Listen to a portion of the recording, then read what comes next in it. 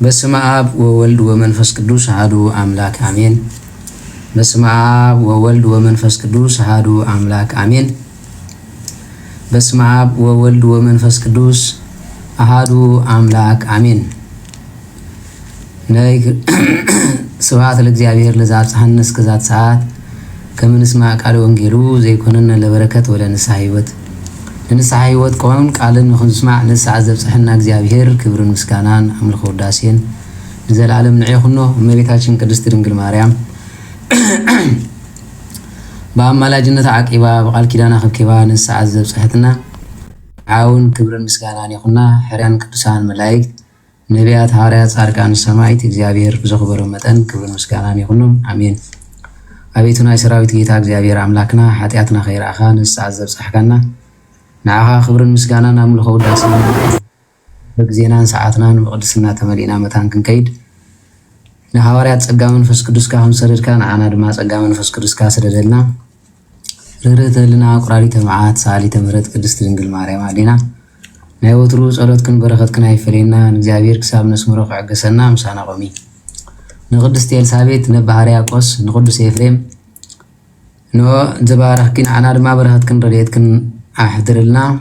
ተራዳእነት ናይ ኩሎም ቅዱሳን መላእክት ሓለዋ ናይ ቅዱሳን ጻድቃን ምስ ኩላትና ህዝበ ክርስቲያን ይኹን። አቡነ ዘበሰማያት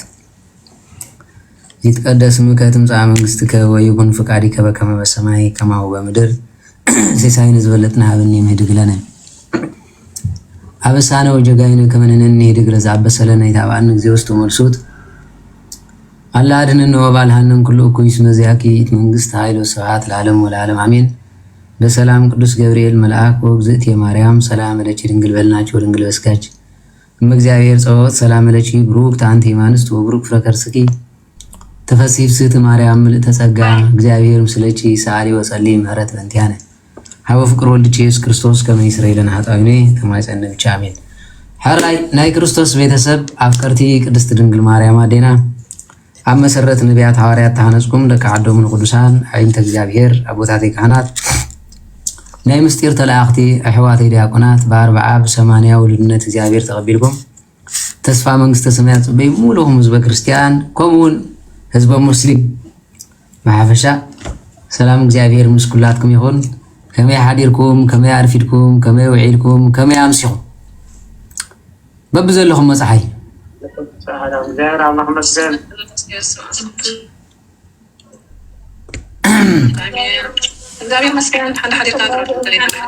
እግዚአብሔር ይመስገን። እንኳን ደሓን ፀናሕኩም። ሕራይ ምሕረቱ ብዚሑ ኪዳኑ ስፊሑ ነሰዓት ዘፅንሐና እግዚአብሔር ክብርን ምስጋናን አምልኮ ውዳሴን ዘለዓለም ንዑ ይኹን። ሕራይ ትማሊ ብዙሓት ኣሕዋትና ሕቶ ዝነበሮም ይህሉ ኾኑ ዕድል ኣይረኸቡን ማለት እዩ። ንሎም መዓንቲ ዕድል ክንህቦም ስለ ዝኾንና ዘየደየብክኹም ነቶም ካልኦት እምበር እቶም ሪኩዌስት ዝሓተትኩም ርየብኩም ኣለኹ ማለት እዩ። ስለዚ ድሓን ሚታይ ትግበርዎም ዋላ ብሕቶ ፅሑፍ እንተሃልዩ ሚታይ ትግበርዎም። እቶም ሕቶ ዘለዎም መንእሰያት ግደፍዎም ይሕተቱ ዋላ ትፀርፍ እንተልይዎም ሲ በቃ ካብቲ ልቦም ውፅእ ይበለሎም ግደፍዎ ዋላ ፀርፍ ፀርፍ ኣቢሎም ውፅእ ይበለሎም እንታይ ገበርኹም። ስለዚ በብሓደ ንኩልኹም ክነደይበኩም ኢና ማለት እየ። ሓደ ሓደ መፅሓፉ እቶም ሕቶ ዘለኩም ሽዑ ነደይበኩም ሕቶ እንተልይኩም ተሓትዉ ተደሊኹም ስለ ሶሻል ላይፍ ሕተቱ ተደሊኹም እንትደልይዎ ሕተቱ ተደሊኹም ስለ ሃገርኩም ሕተቱ። እዚ ዘሸግር የብሉ መንፈሳዊ ሰብ ንኩሉ ክምልስ እምበር ንሓደ ወዲ ሓደ ክቕምጥ ኢሉ ኣይመፀን ማለት እየ። ስለ ዝኾነ ንኩሉ ሕቶ ዘለዎ ፍቑድ ማለት እዩ ፍቑድ። ምክንያቱ እቲ መንእሰይ ሕቱን መልሱን ተመሊሱሉ ይኸይድ ዘለዎ እምበሪ ዓዓቢጥካ ክኸይድ የብሉን። ስለዚ በዚ እንድሕር ኮይኑ ካብ ምፅራፍ ምሕታት ይሓይሽ ሓቀ ብፍላይ እቶም ሙስሊም ሞ ክትኣትውለኩም እንድሕር ፀልኢ ኮይኑ ዘለኩም ሕማቕ ኣለኹም እንድሕር ሓቂ ኮይኑ ዘለኩም ግን ስለ ሃይማኖትኩም ቆይምኩም ተኻትዑ ካብ ምፅራፍ ንላዕሊ ስለዚ ኣነ ሙስሊም ክዲብ ዝደሊ ክካታዐ ስለ ሃይማኖት ከዓ ክምልስ በዓቕመይ ዝብል እንተልዩ ዌልካም እንድሕር ዘይኮይኑ እንታይ ኢኹም ክትገብሩ ማለት እንታይ ክትገብሩ ኢኹም ኢና ጥራይ ክትውጅኹ ትነብሩ ስለዚ እዚ ስለ ዘይጠቕመኩም ዘይርኩም ምሳና እምበር ስዑድ ዓረብ መቸም ኣይትነብሩን ስለዚ እቲ ክትዛረብዎ ትደልዩ መፂኹም ተዛረቡ ሓደ ፀሓፉ ማለት እየ ኦኬ ሓደ ፀሓፉ እሞ ሽዑኡ ንደይበኩም ተሓቱ እሺ حراي من البات ميكي يقدموا دايبلو نبو حتى انت ليكم مالتي تحتوا حتى سي انتايو نقرا من قدون مسحاق خلنا ايش مجمرا سلام عليكم مالتي اجا قتل ميكي ايش كما يعلكم مجمرا እግዚአብሔር ይመስገን سمع له ነው وا اوكي انا كو خالق زاربيكم غوندي لكن بزان ناي بزعما مسكله كزاريو دلمايتي هو ناي مسكله جسي ابزي مسكل كون كولسي مسكل سريحم سي داميرا غيرمسي نت مسكل يقاصلو يا اما صحاب كرسي كم غير كا مقصلسي فقدي كميس ابره ليبا حراي ما قاطامي بزح سبون انت دي تغاغي እዚ ሰደደለይ ነይሩ ኣብ ፌስቡክን ማለት እዩ እዚ ሕቶ እዚ እታ መስቀል ኣበይ ሃገር ይኹም ክትቃፀር ይኹም ኣበይ ናይ ዓዲ ዝነበረ ዳሜራይ ኣብ ኤርትራ ኣዲስ ኣበባ ዓይነ ርያ ኣብ ኣዲስ ኣበባ ሕጂ እዚ ፋሽን እዚ ወላ ኣብ ኤርትራ ኣሎ ጠገም የብሉን ስለዚ እንታይ ይኽብለኩም ደለ ኣብ ሰዓት እዚ እቲ ዝገብሮ ዘሎ ወላ ሓንቲ ዝርድኦም ኣይኮነን ማለት እዩ እምበር መስቀል ሓይልና መስቀል መድሃኒትና መስቀል ትምክሕትና ንኣብነት እንድሕሪና ገላትያ ምዕራፍ 6:14 ብዘይካ ትምክሕቲ መስቀል ጎይታናን መድሓኒትና ኢየሱስ ክርስቶስ ካል ኩሉ ሃባይ ይርሓቅ ኢሉ ማለት ሕጂ እዚ ብዘይ ኣፍልጦ ተማቡ ዘለውን ዓገብ ዝብሎም ስለሰኣኑ እዮም ከም ዝገብሩ እምበር ኣከባብራ መስቀል ብፍጹም ኣይግባን እንድሕር መስቀል ተቃጽል ሃሊኻ ዳ መስቀል ኣይንኣምንን ዝበሉ ፕሮቴስታንት ንምንታይ ይጸሎም ሰምኮ ይቃጸልዎ ኣይንኣምንን መጨረሻ ሳግን ኣምነ ኢልካ ተቃጺልካ ካብ ዝኸፍእ ክሕደት የለን ማለት ስለዚህ እዚ ኩላትና ወፂና ክንዛረበሉ እዩ ግድና በቀሽ ዓመት እንተንዲ ደሞ ወለከ መስቀል ዝሓዘ ክንደይ ሰይጣን እንከሎ ማለሲ ብውሽጡ መስቀል ሒዙ ብውሽጡ ተኽላ ኮመሊ ኣሎ ውሽጡ ቤተ ክርስቲያን ድፍረት ንምልማድ ንትኻሉን ትዕቢት ንምልማድ ዘምጽዎ ኾኑ ኹሉ ስለዚህ እዚ ሁሉ ኣብ ኤርትራ ይኹን ኣብ ኢትዮጵያ ዝመጽእ ዘሎ ሓድሽ ፋሽን ስለዝኾነ እዚ ብፍጹም ንቤተ ክርስቲያንና ዝምልከት ኣይኮነን መጽሓፍ ቅዱሳዊ ድማ መስቀል ክንኽብር እቶም ንሪኦም መላእክት ኳ መስቀል ከይሓዙ መጽኦም ሰይጣን ኳ በመስቀል ኢና ንፈልዮ ስለዚህ ስለዝኾነ እዚ ሙሉ በሙሉ ጌጋይ ኣብ መጽሓፍ ቅዱስ ነው የለን ኣቦታትና እንኮም ይገበር ዘምጅ ንሪኦም ዘለና ግን ካህናት ኣነ ይብሎም እዚኦም ፖለቲከኛታት እዮም ንዕኦም ብዙ ጥዕሞም ከም ዝገይሮም ድማ ስቕ ዝብሉ ዘሎ በዚ ስለዚህ ቶታል ጌጋይ መጽሐፍ ቅዱስ በቤተ ክርስቲያንና ጌጋይ መስቀል ኖ ንባረኸሉ ንምርዓወሉ መስመትናውን ንፍትሐሉ ዳንበር ነቃጽሎ ይኮነን ስለዚህ መስቀል ዘቃጽል እንተሃለዮም ክርስቶስ ካብ መስቀል ወላ ሓደ ፍልል ይብሉን ማለት ስለዚህ መድሃኒቱ ዝሰብር እንድሕር ኮይኑ ኩሉ ግዜ እንታይ ኣኻትሎ ማለት ሕሙም ስለዚህ ስለዝኾነ እዚ ጌጋይ እዚ ብሙሉ ጌጋይ በቀዳማይውን ኣብቲ ዝሓለፈ ትምህርቲ ይብና ነይርና ቀድሚ መስቀል ምምፁ መጠንቀቕታ ይብና ኢና ግን እዚ ብሙሉ መልእስያት ይኹም ክትነቕሕሉ ዝግባእ ኮን ብለና ኩሉ ግዜ መልእስያት ተዛሪብኩም ዝፍታሕ እምበሪ እቶም ኣብኡ ዘለው ዝብሎን ዝገብሮን ኣይፈልጥን እዮም ጠቕላላ ስለዚህ ስልጣን ስለዝሓዙ እንታይ ዝገብር በዓል ፈልጥ ዝብላ ኣራኣይ ዘሎ እምበር መስቀል ኣይቃፀልን ነውሪ እንኳን መስቀል ክነቃፅሎን ንቁልቁል ኣፍ እንተዘቕዚቕና ይኸማን ቤተ ክርስቲያንና ካብቲ ስርዓት ሓይሊ ቤተ ክርስቲያን ሓደ ስለዝኾነ ጉባ ኣይኮነን እንኳን ክነቃፅሎ ይትረፍ ማለት ስለዚህ እዚ ብሙሉእ ጌጋ እዩ እንድሕር ከምኡ ዝገብሩ ሃልዮም ግን ዳሜራ ዘይኮነ ተኻይዱሲ ብርሰተ ቤተ ክርስቲያን ይተኻይዱ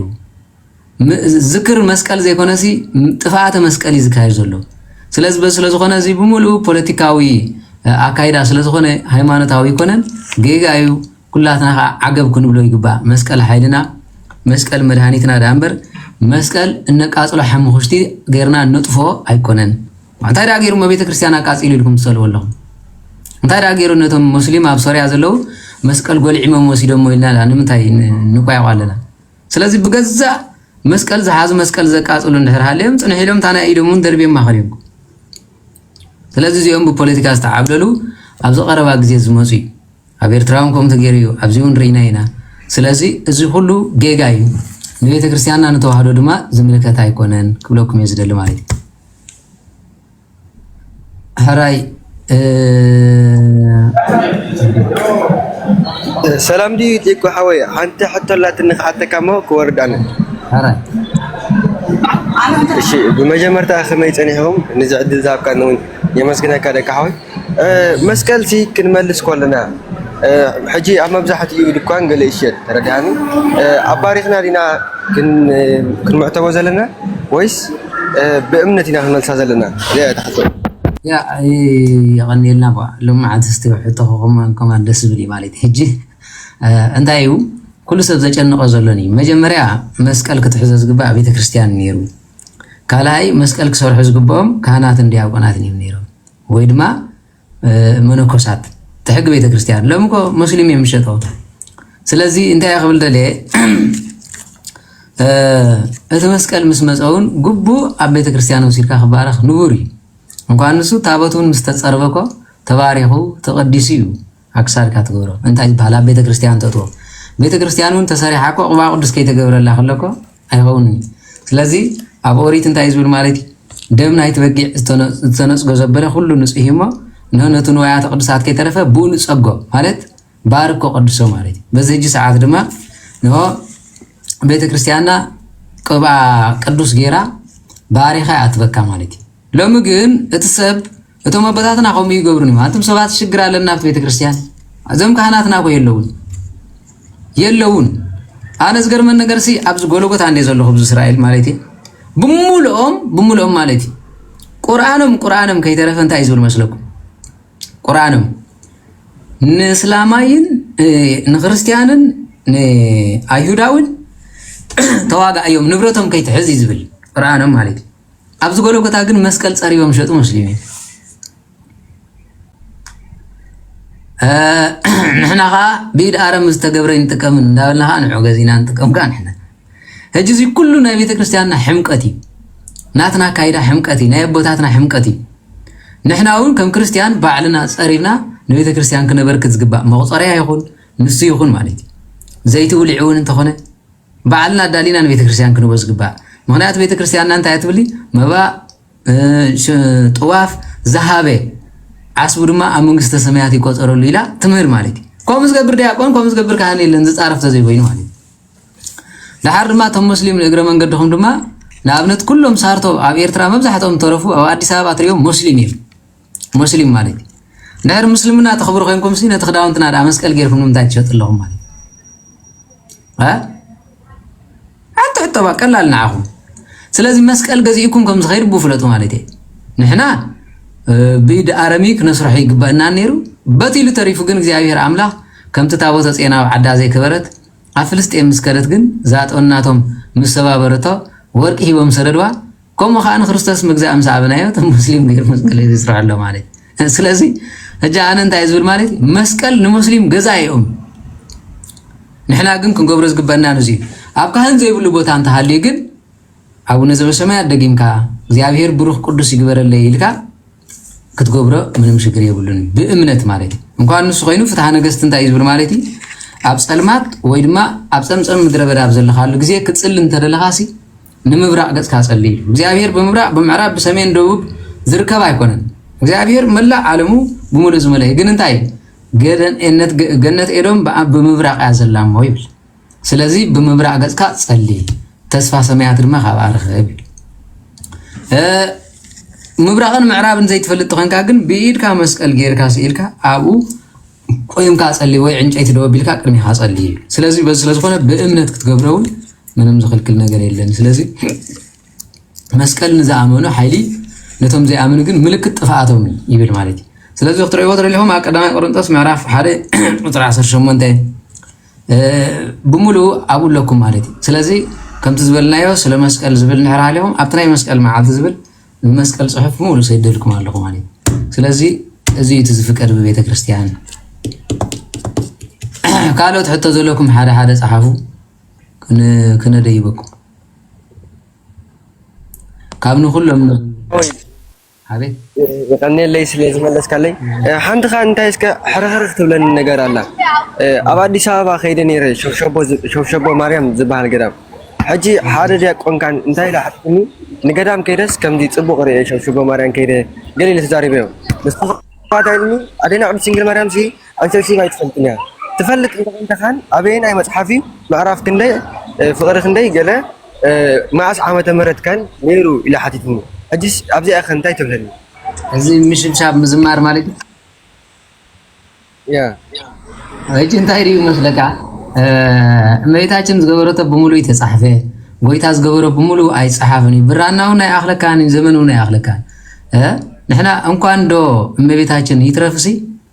توداسي تزمارة كابي كم زمان سيختفلت نحر لهم تتابو تتمسكل كابي كم زمان سيختفلت ترى لهم. نتماس ميلي أكون كنت سمعوا نتمسحف مالك. مسكن أب سمايات علو نملايت مجلس أحيلومي نزي فريق أبي كريستيانا نقدس جبريل نقدس ميكائيل مسكالو ميات سولهم عليه هذا كلا إدما تابوت كابي مسيب أب سمايات علو كم تب سماي زرع خايو تابوت أم در غرس إتباهيلو موسى أب سماي زرع خما غير غريس والله هذي بمولو كلا قدس ياري إدما واي زي ما ز سماعك بسماي إن زي بلو ملاك تجزيابير حل ليا أزي زي مازي كاب سماي استمهار كوي ملاك ما خمسي كبلو سماعكو إيرو مالتي أنكوان مبيتاچن قدست ድንግል ማርያም بمولو من نبياتون እንዳ ወደሱን እንዳ ሸብሸቡን ይخدو خمس ነበሩ መዝሙረ ዳዊት አለ ሰብሑ ለእግዚአብሔር በخبሮ በታቂት በመሰንቆ በበገና በደስ ዝብል ጸናጽል እንዳበለ ነህር ከይዶ ከሎ እመቤታችን ይልካ ኣብ እመቤታችን ጥራው ምባል እንታይ አለ ኩሉ ፍጡር እግዚአብሔር ዘምለኸ ዘበለ እንኳን ሰብ መላእክቲ አቀርም እግዚአብሔር ብስብሃታት ቆይሞም ይምዝኸዱ ማለት እዩ ስለዚህ በዚህ እንድሕር ተባሂሉ ኮይኑ ኣብ እመቤታችን በጽሕ ይኮነን ኣብ እመቤታችን ትብሎም ጸለይ ዝብል ማለት እዩ ኩሎም ነቢያት ብሓሊፎም ንሳም ጓል ነቢያት ስለዚህ ስለዝኾነ እመቤታችን ሰብሽበያ ملايكة شبشبهم يوم كل ما مسكينهم نحن ما كنت قدس ياريد زبرو عن ملايكة أب سماء زرع خوين تيلو نحن خانة ملايكة سرحينا نكايد سلنا قداسينا تخونا قداسي ملايكة قداسي حواريات قداسي يوحنس أفورك كم زي سماء زرع خاي خمو درست قداسي صحف تبايلو بملو 14 قداسينا خوز وصل سلازي معت أنتم تخونا 24 ملايكة ومبر እግዚአብሔር ከም ዝሎም ከዓጥኑ ስለዝራእየ ተኻን ድማ አሮን ድማ ልብሶም ሒዙ ኮሚሎ ከዓጥ ተቕሪቡ ማለት አለባብሳ እንትኾነ ናይ መላእክቲ ዘጅ ዘሎ ናይ ግብጽ አለባብሳ ግን ናይ መላእክቲ ይኮነን ማለት ስለዚ አበይሎ መላእክቶም ዝብል ተሳይሉ ሪና ወና ይፈልጥን እዚ ከዕረ ዘሎ ወይ ስለዚ በዝ ስለዝኾነ ነው መጠምጠም ያዝገብር ካህንኮ ንዓለም ምልእት ዘይርካ ከም ዝጌርካ ከም ባሊ ንርእሱ ጥምጥማ ኮነ ዓለም ምሳሌ ንስኻ نعلم الاتزيركا بمسكلك تبارك قدوسها مالتكم منوكس يجن قول يزغبر سفيت من تبايلو نسخا انه اخلي لእግዚአብሔር አምላክ ተሰኪምካ መከራ ተሰኪምካ ተኸይሪኻ ማለት ካን ክፈትሐ ይኸሪ ቆቢዕ ዘይብሉን ክኸይር ስለዚህ እዚ ሙሉ ተረዲና እንተ ኸይርና እምበር ብዘሎ ክንጠፋ አይግባን ማለት እዩ ስለዚህ በዚህ ስለዝኾነ ሽብሸባ ይኹን ወደ ሳይ ይኹን ኩሉ ካብ መላእክትን ካብ ሰማይን تقبلنا هراي فيبن فقر مش كله هراي ازي حلنا العلم كله زبل زلو حتى انت خوينا حليكا تحتت مالت اندحر زي كوينو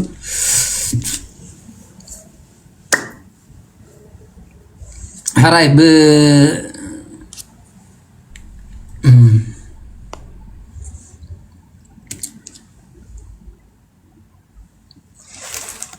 هراي ناي منفس قدس بحريو خمي اندحر تايلو بحري منفس قدس بسلطان ببحري بملكوت زي بملو بغازازاني زعلم مس እግዚአብሔር አቦ ማዕረይ مس እግዚአብሔር አቦ ማዕረይ ስለምንታይ اندحر تبايلو ኮይኑ ናይ አብ ስልጣኑ ናይ ወልድ ስልጣኑ ናይ መንፈስ ቅዱስ ስልጣኑ ሁሉ አምላክነት እዩ ሓይሊ እዩ ፈጣርነት እዩ እንታይ ዳል ዝፈልየ ዘሎ በአካል ተፈላለዮም አለው ኢልናኩም አካል ማለት እግዚአብሔር አቦ ክረአ ዘይክእል ክጽብጸብ ዘይክእል አካል አለው ማንም ሰብ ክበጽሕ ይኽእልን ዝራእይን ሰምዖን የለን እግዚአብሔር መንፈስ ቅዱስ ብብዙሕ አምሳል ተገሊጽሎ ንገሊኦም ብደመና ንገሊኦም በአምሳለ እሳት ንገሊኦም በአምሳለ ርግቢ ማለት አካል ዝበሃል ዘሎ እግዚአብሔር ወልድ ግን ብስጋ ምግላጽ እዩ ስለዚህ ብዝተፈላለየ አካል ተገሊጽሎ ማለት ብሰለስተ አካል ተገሊጽሎ ማለት ካብ ሰለስተ ይበዝሕን ኣብ ሓደ ተጨፍሊቑ ሃስቃ ይብልን ሰለስተ አካል ዝበሃል ዘሎኒ ንእግዚአብሔር አቦ ፍጹም አካል አለው ንእግዚአብሔር መንፈስ ቅዱስ ፍጹም አካል አለው ንእግዚአብሔር ወልድ ፍጹም አካል አለው ነዚህ ስለዝኾነ ናይ ዮርዳኖስ ምስክር እዩ እግዚአብሔር አቦ ብደመና ድምፁ ሓሊፉ እንታይ ክብል ከሎ ንርኢ ትዝፈትዎን ዘፍቅረን ወደይ እሱ እሞ ዝብለኩም ዘሎ ስምዑ ይዝብል ስለዝኾነ ስለዝረቆት ሰብ ከም መጨረሽታ ናብ ምህውታት ሰዓቱ ማለት ስለዚህ አነ ነዚ ይኽለኩም ደለ ብባህሪ ብስልጣን ብመለኮት ማዕረ ፈጣሪነቶም ማዕረ ኢየሱስ ክርስቶስ ፈጣሪ እዩ ኦፍ ኮርስ ስለምታይ ዳስ ስጋ ለቢሱ ርቅነቱ አርአያ ንምዃን ዝሃቦ ተስፋ ንምፍጻም እግዚአብሔርነቱ ዘይጠልም ቃሉን ንምፍጻም መዚሉ ኢየሱስ ክርስቶስ እነሆ ናይቲ ዘይንርዮ ዝነበርና እግዚአብሔር አምላኽ ብስጋ ዝተገልጸሉ ንሱ ኢልኮ ብርሃን ዓለም ቅዱስ ጳውሎስ ኮይሉ ማለት ስለዝኾነ ነዚዩ ዝብል እምበር ንኻል ከይረቀኩም ማለት ይኻብን እዩ ምናልባት ካልእ ሕቶውን ዝሓተትኩም ኣለኹም ኣብዚ ብዙሕ እንዲት ጽሑፍ ሰለድኩሞ ግን ሓፅር ዝበለሲ ንህዝቢ ኤርትራ ኣብዚ ሕጂ ዘለዎሲ ብኸመይ ብመንፈሳዊ ኹን ብስጋውስ ክትገልጾ ትኽእል ብኸመይ ዝብል ማለት ዋይ እንታይ ያብለኩም መግለፂ ክትረኽቡ ተደሊኹም በዚ ሰዓት ሕጂ ንህዝቢ ኤርትራ መግለፂ እንታይ ተልኩም እኔ እቲ መንእሰይ ንፉዕ እቲ ወላዲ የለን እቲ ኻህን የለን እቲ መንግስቲ የለን ኩሉ ዝሞተይ እቲ መንእሰይ ግን ንሓቂ ይደልሎ ክሰርሕ ይደልሎ ሰላም ይደልሎ ፍቅሪ ይደልሎ ከም ሰው ተወዳዳሪ ቴክኖሎጂ ዲዩ በሃይማኖቱን ቤተክርስቲያኑ ይደልሎ ምን ይምሳዩ ስለዚህ ንዑ ዘገልግሎ ምን እንተለኩም ንኹሉ መልስ ትረኽበልኩም አብያ ማለት ሕዝቅኤል ምዕራፍ 2 ተንብቡ ነዚ ህዝብ ዘገልግል ንህዝብ ዝምልስ ንኹሉ መልስ ትረኽበሉ ሕዝቅኤል ምዕራፍ 2 ተንብቡ ትፈልዮም ስለዚህ ኣብ ሕዝቅኤል ምዕራፍ 2 ዘሎ ቃል እንድሕር አንቢብኩሞ እቲ ቃል ብምሉኡ ክርድአኩም ማለት እዩ እዚ ሕጂ ዘለና ድርቅና እዚ ሕጂ ዘለና ዘራርባ እዚ ሕጂ ዘለና ኣይራራዳ ሕዝቅኤል ምዕራፍ 2 ከምዚ ይብል ካብ ሓደ ጀሚርካ ማለት እዩ እስኪ ባዕልኹም ብበልኩም ጽንሑ ካብ ከምዚ ኢልካ መደምደምታ መሃብ ንሱ እንታይ ይበኩም እቲ ባህሪና ኣብኡ ጸንሐኩም ማለት እዩ ሕዝቅኤል ምዕራፍ 2 ከምዚ ይብል ንስኻ ኣታወዲ ሰብ ብእግርኻ ደው በልሞ ክዛረበካ አይበለኒ እግዚአብሔር ይኹም ዝብሎ ዘሎ ክዛረበኒ ከሎ ከዓ መንፈስ ኣተወኒ ብእግረይ ዶም ኣበለኒ ነቲ ዝዛረበኒውን ሰማዕክዎ በለኒውን ኣታወዲ ሰብ ናብ ደቂ እስራኤል ናብቶም ካባይ ዝዓለው ዓለወኛታት ዓመፀኛታት ህዝቢ ይልእከካ ኣለኹ ንሳቶም ኣቦታቶምን ክሳዕ እዛ መዓልቲ እዚኣ ተጻሪሮምን እዮም ይብል ንእግዚአብሔር ንጻረርዎ ዘለው መን እዮም ተልኩምኒ ኣቦታትና ኣዴታትና መንግስቲ ካህን እምበር መእምን ምንም ኣይገበረን ኣይትንቀፍዎ ነዚ መንእሰይ ሰኣን ምርዱ እዩ ሰኣን ዘረድኦ ሰኣን ዝምህሮ እዩ ስለዚ ዓልዮምን ዘለው ኢሉ እቲ ዝቆርብ ዘሎ ንሓሰወይ ዝቆርብ እቲ ዝቆርብ ዘሎ ንሓሰወይ ዝቆርብ ምክንያቱ ዓድና ጽቡቕ ኣሎ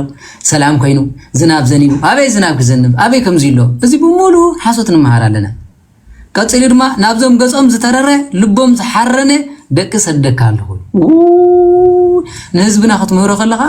ካበይ ከምዞም ጾት ዘረባ ዋላ እንደይ ክልጥፈካ ከሎ ካልኣይ ይብሉን ከየረጋገጸ ከሎ ዋላ ሽም ክበካይ ስለዚህ ገጾም ዝተረረ ልቦም ዝሓረነ ደቂ ሰደካ ኣለኹ ንስኻ ድማ እግዚአብሔር አምላክ ከምዚ ይብላሎ በሎም ንሳቶም ዓለውት ቤት እሞ እንተ ሰሚዖምኻ እንተ ኣበዩኻን ኣብ ማእከሎም ነቢ ከም ዝነበረ ክፈልጡ መታን ይብል ተዛረቦም ስለዚህ ይበዩኹም ይስምዑኹም ይጽረፉኹም ተዛረቡ ቀፂሉ ድማ ኣታወዲ ሰብ ነኦም ኣይትፍራህ ንቃላቶም ከዓ ኣይትፍራህዮ ምንም እኳ ምስ ኣምዕን እሸኹን እንትኾንካ ኢሉ ኣምዕን እሸኹን ተፈልዎ ተባልዓይ ማለት እዩ ኣብ ማእከል ዕንቅርቢትን ተቐሚጥካ ክንስኻ ዓላዊት ቤት እሞ ንቃላቶም ኣይትፍራህዮ ገጾሙን ኣይሰንብድካ ኢሉ ገሊኡ ገጾት መጽኸላኮ ከመይሎም ዝርኤካ ጉድ ኮይስ ኾነኩም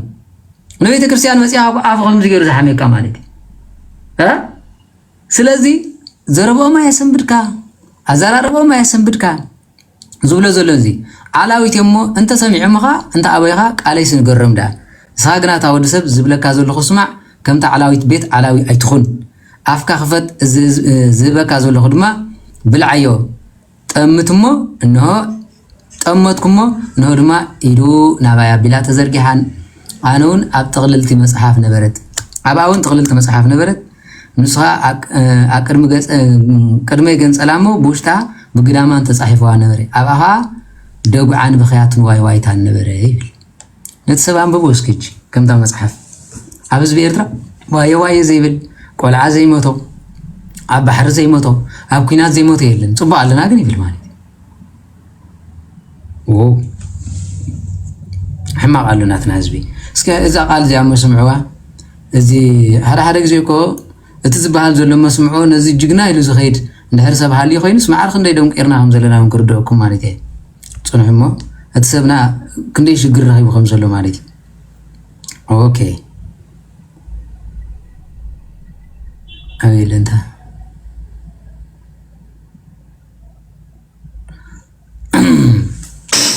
بدراو جهنم كسريح كخل كلا غمز غل كجمت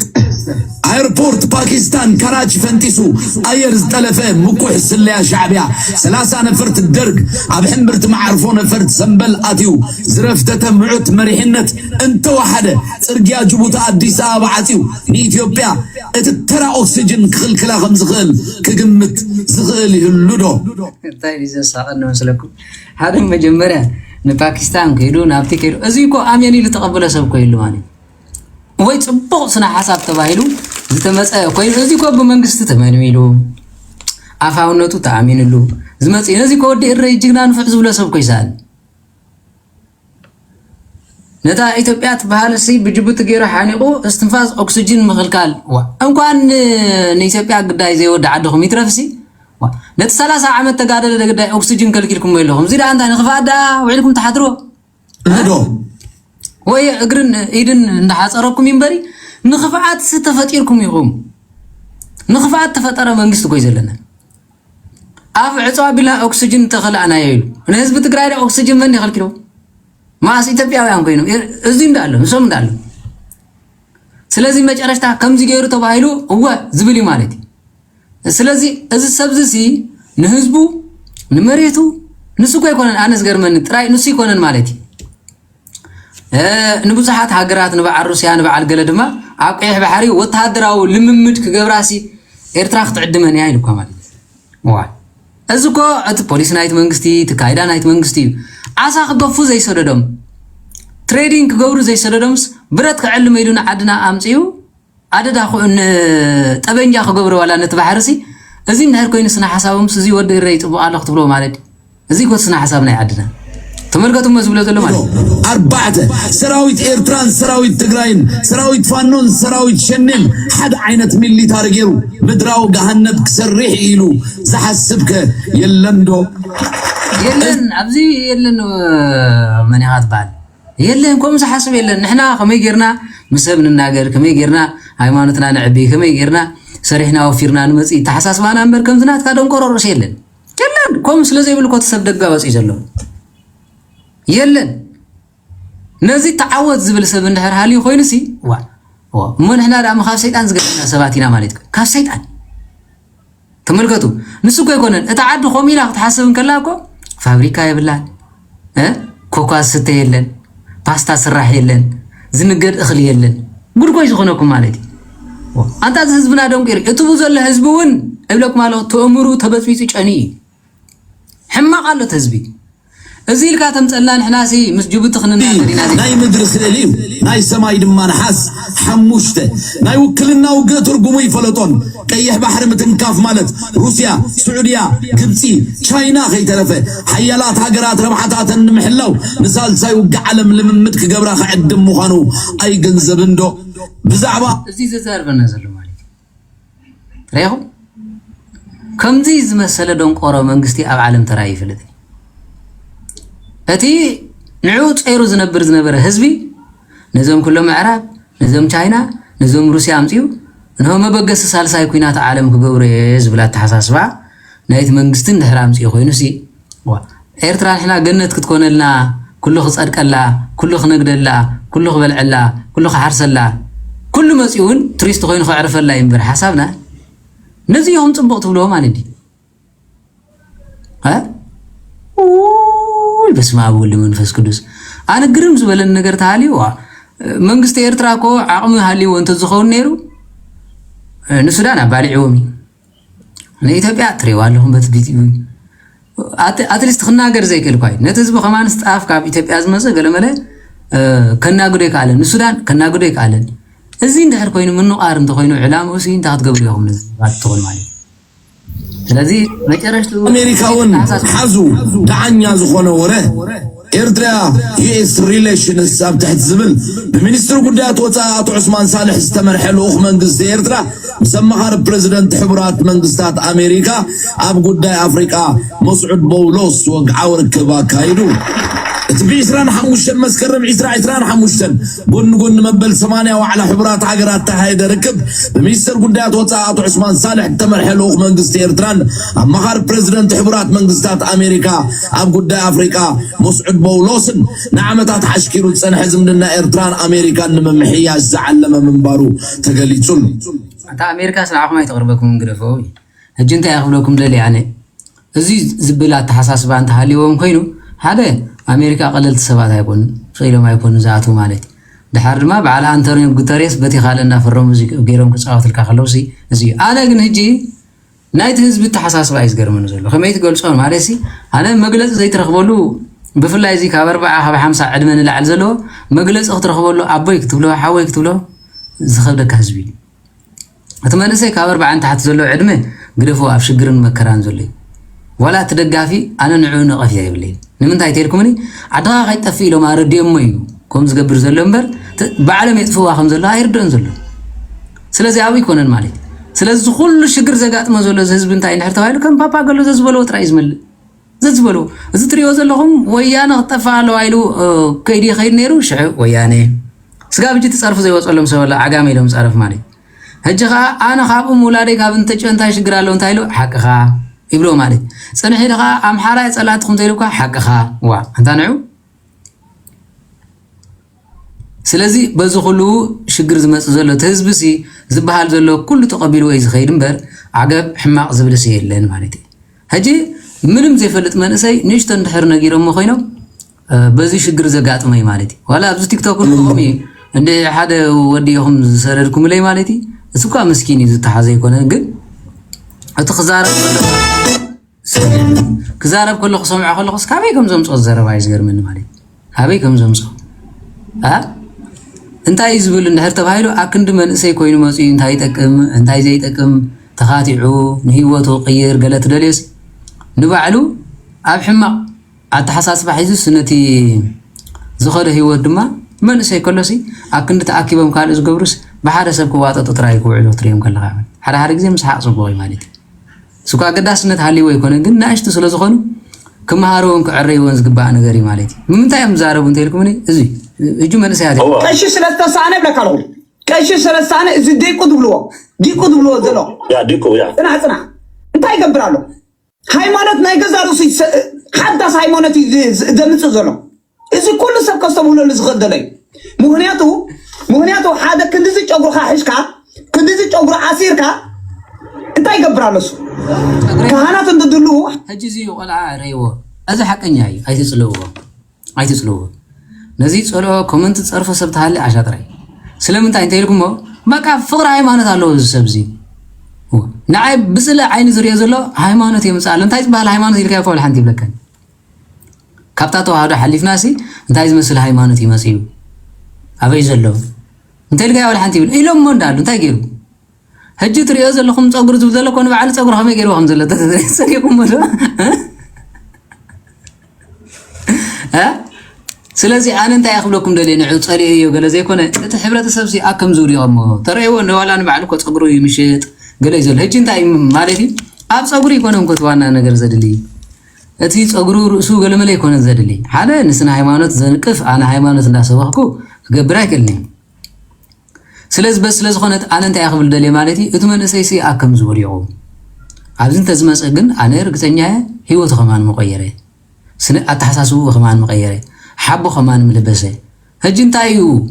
እንድሕር ተባሂሉ እቶም ኣብኡ ዘለዉ ካህናት ዲያቆናት ኣፍ ዘይብልዎ ንስኻ መፂኻ ዘይትብሎ እንታይ ፀገም ኣሎ እንታይ ርአ ኢሎም ኣፍ ይክብሉ እሶም ዳ እሶም ኮ ቅንዕና ተረዲእዎም ኣለዉ ነቲ ዘለኻዮ ኣገልግሎት ከገልግሉ ስለዘይክእሉ እዮም ኣፎም ስቕ ዝብሉ እምበር ሓቂ ጠፊዎም ኣይኮነን ወይ ሓሳብ ኮይነ ይኹን ስለዚ እንታይ ገደሰኩም እቶም ካህናት ከምዚ ዘይብልዎ ዲያቆናት ከምዚ ዘይብልዎ ገለመለ ትብሉ ንስኻትኩም ባዕልኹም መፂኹም በሉ መንእሰያት ኢኹም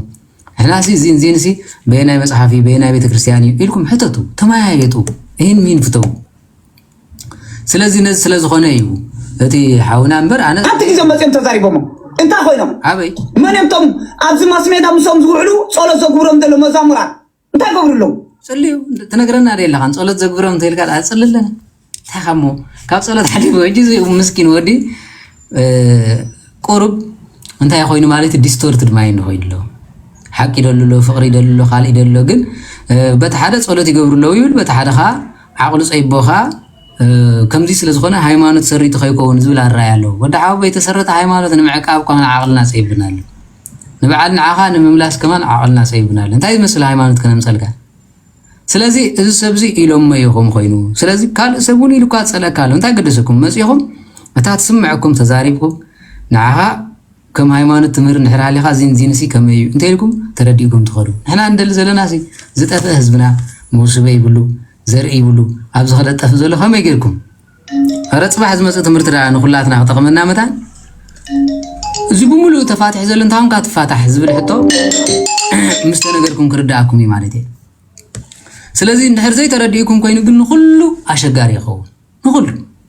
ስለዚ ኣነ ነቶም ሕቶ ዘለኩም ዕድል ክበኩም እየ በብሓደ ሕተቱ ኣነ ኮፍ ኢለ ከለኹ ምሕታት ኣይሕሸኩም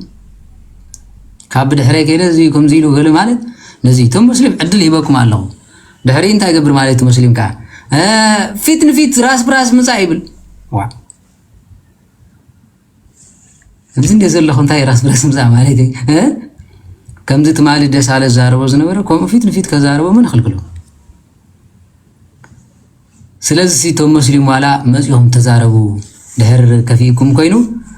ኣኽፊእካና ከምዚ ኢልካና ትብሉ እንተኾንኩም ንዑ ምፁ ዕድል ክንበኩም ሕቶ ዘለዎ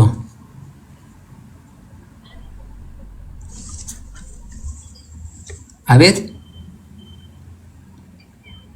ኣብ ትምህርቲ ኣለኹ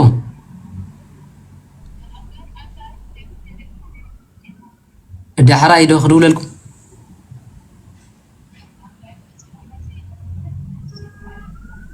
ሕራይ ፅባሕ እሞ ንድውለልኩም ናይ ቀትሪ ሕራይ ሰላም በልዎም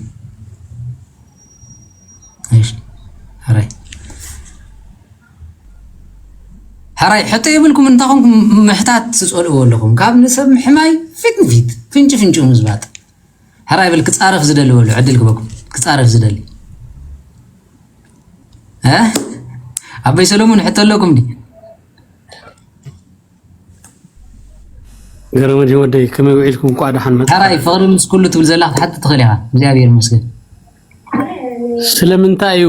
ፍትሕ ዝበዝሕ ቋልዑት ግዳያ ዝኾኑ ዘሎ ምክንያት እንታይ እዩ ዝወደይ ብፍላይ ኣውሮፓን ካናዳን ኣሜሪካን ሓደ ዛሕተኹም ቀደም ኣብ ደቀ ምሓረ እንዳተምሃርኩ ከለኹ ሲ ስለምንታይ ፍትሕ ዝበዝሕ ኢሎም ሓደ ሰብኣይ ስድታት ኮይኖም ኢሎም ኣለኹም ዶ ኣለኹ ገረመድ ወደይ ስለምንታይ ፍትሕ ዝበዝሕ ዘሎ ዝዓዲ ኢሎም ስድታት ኮይኖም ኢሎም ሓቂ ሕራይ ኣስፋሕ ቢካገፅ ዝወደይ ሕራይ እንታይ ክብለኩም ደልየ ፍትሕ ንምንታይ ይበዝሕ ኣሎ ዝብል ንእሽተ ርእስቲ ስለዘይኮነ ኣብቲ ናይ ፅባሕ መደብ ኢና ክንህቦ ማለት እየ ስለምንታይ እዩ እንድሕር ተባሂሉ መፍትሒኡ ዝብል እምበር ንፍትሕ መበገሲኡ ብዙሕ ክኸውን ይኽእል እዩ ኣብዚ ሕጂ ዘሎ ሰዓት ፖለቲካ ንባዕሉ መፋትሒ ኮይኑ ኣሎ ብውሽጢ ድማ እቲ ቀንዲ ኣፀያፍ ዝተበፅሐሎ ቁማር ንባዕሉ መፋትሒ ዝኾነሎ ገለገለ ሰባት እውን ቤተሰቦም ተፃሪፎምሎም ዝፋትሕ ኣለዉ ፍትሕ መበገሲ እዩ ኣይበሃል ዶሚኔሽን ናይ ፍትሕ እቲ ዕብላሊ ናይ ፍትሕ እንታይ እንድሕር ተባሂሉ ግን መብዛሕትኡ ውሽጣዊ ናብራ ናይ ሰብኣይን ሰበይትን ሰብኣይ ንሰበይቲ መንነታ ንምግላጽ ኣባና ሓፋርያ ወድ ተባዕታይ እውን ከምኡ ብፍላይ ወድ ተባዕታይ ድኻም እንተልዮ ኣነ ከምዚ ድኻም ኣለኒ ክብልካ ዝኸብዶ ነገር ኣሎ ስለዚ ዋላ ብመንፈሳውን ከምኡ ዋላ ብስጋውን ከምኡ እዚ ብሙሉኡ ተጣራነፈ እዩ ገለገለ ሰባት ድማ ንሰበይቶም አንብለኩም ኣለኹ ንሰበይቶም ምሶም እንዳነበረት ከላ ዋላ ንስቤዛ ከሊኦም ማጸርጸር ኢላ ሓዳር ትገልፈውን መሌን ኣለዋ መሌን ስጋብ ንቆልዓ ቀለብስና ለሰዓት ማለት ናበይ ወስዶ እንዴ ከማድግ ዝሰርሑ ሰባት ኣለዉ ስለዚ ብሙሉኡ ሞራላዊ ትምህርቲ ተዋሂቦም ክዕረይ ዝግባእ ስለዝኾነ ኣብቲ ናይ ጽባሕ ኣርእስቲ ተዛረብና ይጽበዩ ሓደ በቀዳማይ ኣብ ቴሌግራም ትዝክሩ እንድሕር ኮይንኩም ሰበይቲ ፈጺማ ሓዳር ኣይድልን እንትብለሉ ማኣስዩ ዝብል ሕቶ ነይሩ ማለት ማኣሲ ዝብል ኣነ ንምንታይ ኢኹም ኢላ ሓቲተኩም ማለት ኣነ ብዚ ማሕበራዊ ሚድያ መንፈሳዊ ክሳብ ዝኸንካ ንዓኻ ምኽሪ ዝደልዩ ዘይመጽእ ሰብ የለን ብሓዳሩ ሽግር ገጢሞ ብናብሩ ሽግር ገጢሞ ብስርሑ ሽግር ገጢሞ ብህይወቱ ብጥዕኑ ዘይድውል ሰብ የለን ንኹልኩም ፈልጠኩም እየ ማለት እዩ 50 ሕሙማት ተፈሊጠኩም ዓይነት ሽሕካ ሕሙማት ከም ዘለዎ ርዱ ነገር እዩ ብሓፈሻ ግን ሰብ ኣብ ውሽጡ ዘሎ ጓል ኣንስተይቲ ቀቢፃ ንወድ ተባዕታይ ትኸደሉ ማኣስዩ ዝብል ዋላ 5 ወሊዳ ዋላ 6 ወሊዳ ትኸዳ እንድሕር ኮይኑ እቲ ሰብኣይ ሓደ ኣብ ልዕሊያ ሸሸ ዝብል እንድሕር ኮይኑ ካልኣይ ፍጹም ዓመፀኛ እንተኮይኑ ገንዘባውን ወሲዱ ገንዘቡ ኣበይ ከም ዘእተዎ ዘይፍለጥ ተኮይኑ እዚ ብሙሉ እዩ ኣባና ድማ ሽግር ኣሎ ሓደ ሰብኣይ ገይጉ ዝኣምን ወድ ተባዕታይ የለን ካልኣይ እቲ ገንዘቡ ድማ እዚኣ እንታይ ገባሪት እያ ዝብል ኣሎ ዋላ ቤተ ክርስቲያንና ቆይ እቲ ተሓሳስቦም ሰብኣይ ልዕሊ ሰበይቲ እዩ ምስ በለ ሰበይቲ ወልሓንቲ ይብላን ከምዚ ናይ ሙስሊም ሕርሻ እያ ማለት ከምኡ ይኮነን ወዲ ሓወይ ሰብኣይ ልዕሊ ሰበይቲ እዩ ማለት እኮ ልዕሊ ቤተ ክርስቲያን ካህን ክኸውን ይኽእል እዩ ካህን ግን ድላይ ይፃወተላ ንቤተ ክርስቲያን ዝብል ሕጊ ግን የለን ሰብኣይ ልዕሊ ሰበይቲ ስለዝኾነ ድላይ ብተሓዳር ይፃወት ዝበሃል ስራሕ የለን ሰብኣይን ሰበይትን ምስ ተማኸሩ ፈጻሚ ሕጊ ንሱ እዩ ማለት እዩ ንጓል ኣንስተይቲ ብዝኣመነትሉ ሓዳራት ነብረሉ ተሰማሚዖም መኪና ክገዝእ ተደልዩ ብስሙ ንፍዕ እንተኮይኑ ብስሙ ኩሎም ክገብርዎ ይፅቡቕ ብሓፈሻ ግን እንታይ እንድሕር ተባሂሉ ሰብኣይ ልዕሊ ሰበይቲ እዩ ክበሃል እንከሎ ኣብቲ ዝተሰማምዕሉ ንሱ ፈጻሚ ጉዳይ እዩ ንኹሉ ነገር ከምዚ እዩ ማለት እምበር ንሳ ስቂላ ሰራሒት ወይ ድማ ሰበይቲ ዓራትካ ኣይኮነትን ሓደ ደቅኻ ጎድንኻ ምሳኻ ትድቅስ ምሳኻ ፊት ንፊት ትበልዕ ምቃል ጎድንኻ እንድሕር ዳ ኮይና ከምቲ ተስተንፍሶ ከምቲ ትበልዖ ከምቲ ትሰትዮ ከምቲ ተሓስቦ ሳኻ ትሓስብ እያ ከመይ ጌርኩም ትንዕቁ ከም ኤርትራውን ትግራዋይን ኣቦ ንሰበይቲ ዝንዕቅ ፍጡር ኣብ ዓለም የለን ኣብ መጨረሽታ ግን ኣዴኻ ተፍቱ ዶ እንተኢልካዮ ግን ኩሉ ሰብ ኣዴ ሓላለይ ኣዴ ገለይሉ ግጥሚ ይተርፍ ደርፊ ይተርፍ ክደርፍ ትሪኦ ማለት ሓሳዊ ኣዴ ዘይኽብር ደራ ዝደርፍ ማለት እታ ሰበይቲ ካስ ኣዴኻ ደይኮነትን ኣደ ደቅኻ ደይኮነትን ሕጂ በቲ ደርፊ ጥራይ ተታሊሉ ስቂሉ ደየ ዝብል ሰብ ኣሎ ማለት ንሰበይቲ ግን ምንም ክብሪ ይብሉን ታዲያ ኣደ እኮ ያፅባሕ እዚ ናይ ሓሶት ናብራ ናይ ሓሶት ባህሪ የለን ካልኣይ ድማ ኣብ ቤተ ክርስቲያንና ድኻም ኣለና ነገረ ሩካቤ ነገረ ሓዳር ነገረ ሕፀ ትምህርቲ የለን ሕፀ ይፍቀድ ይፍቀድን በመጽሓፍ ቅዱስ ይፍቀድ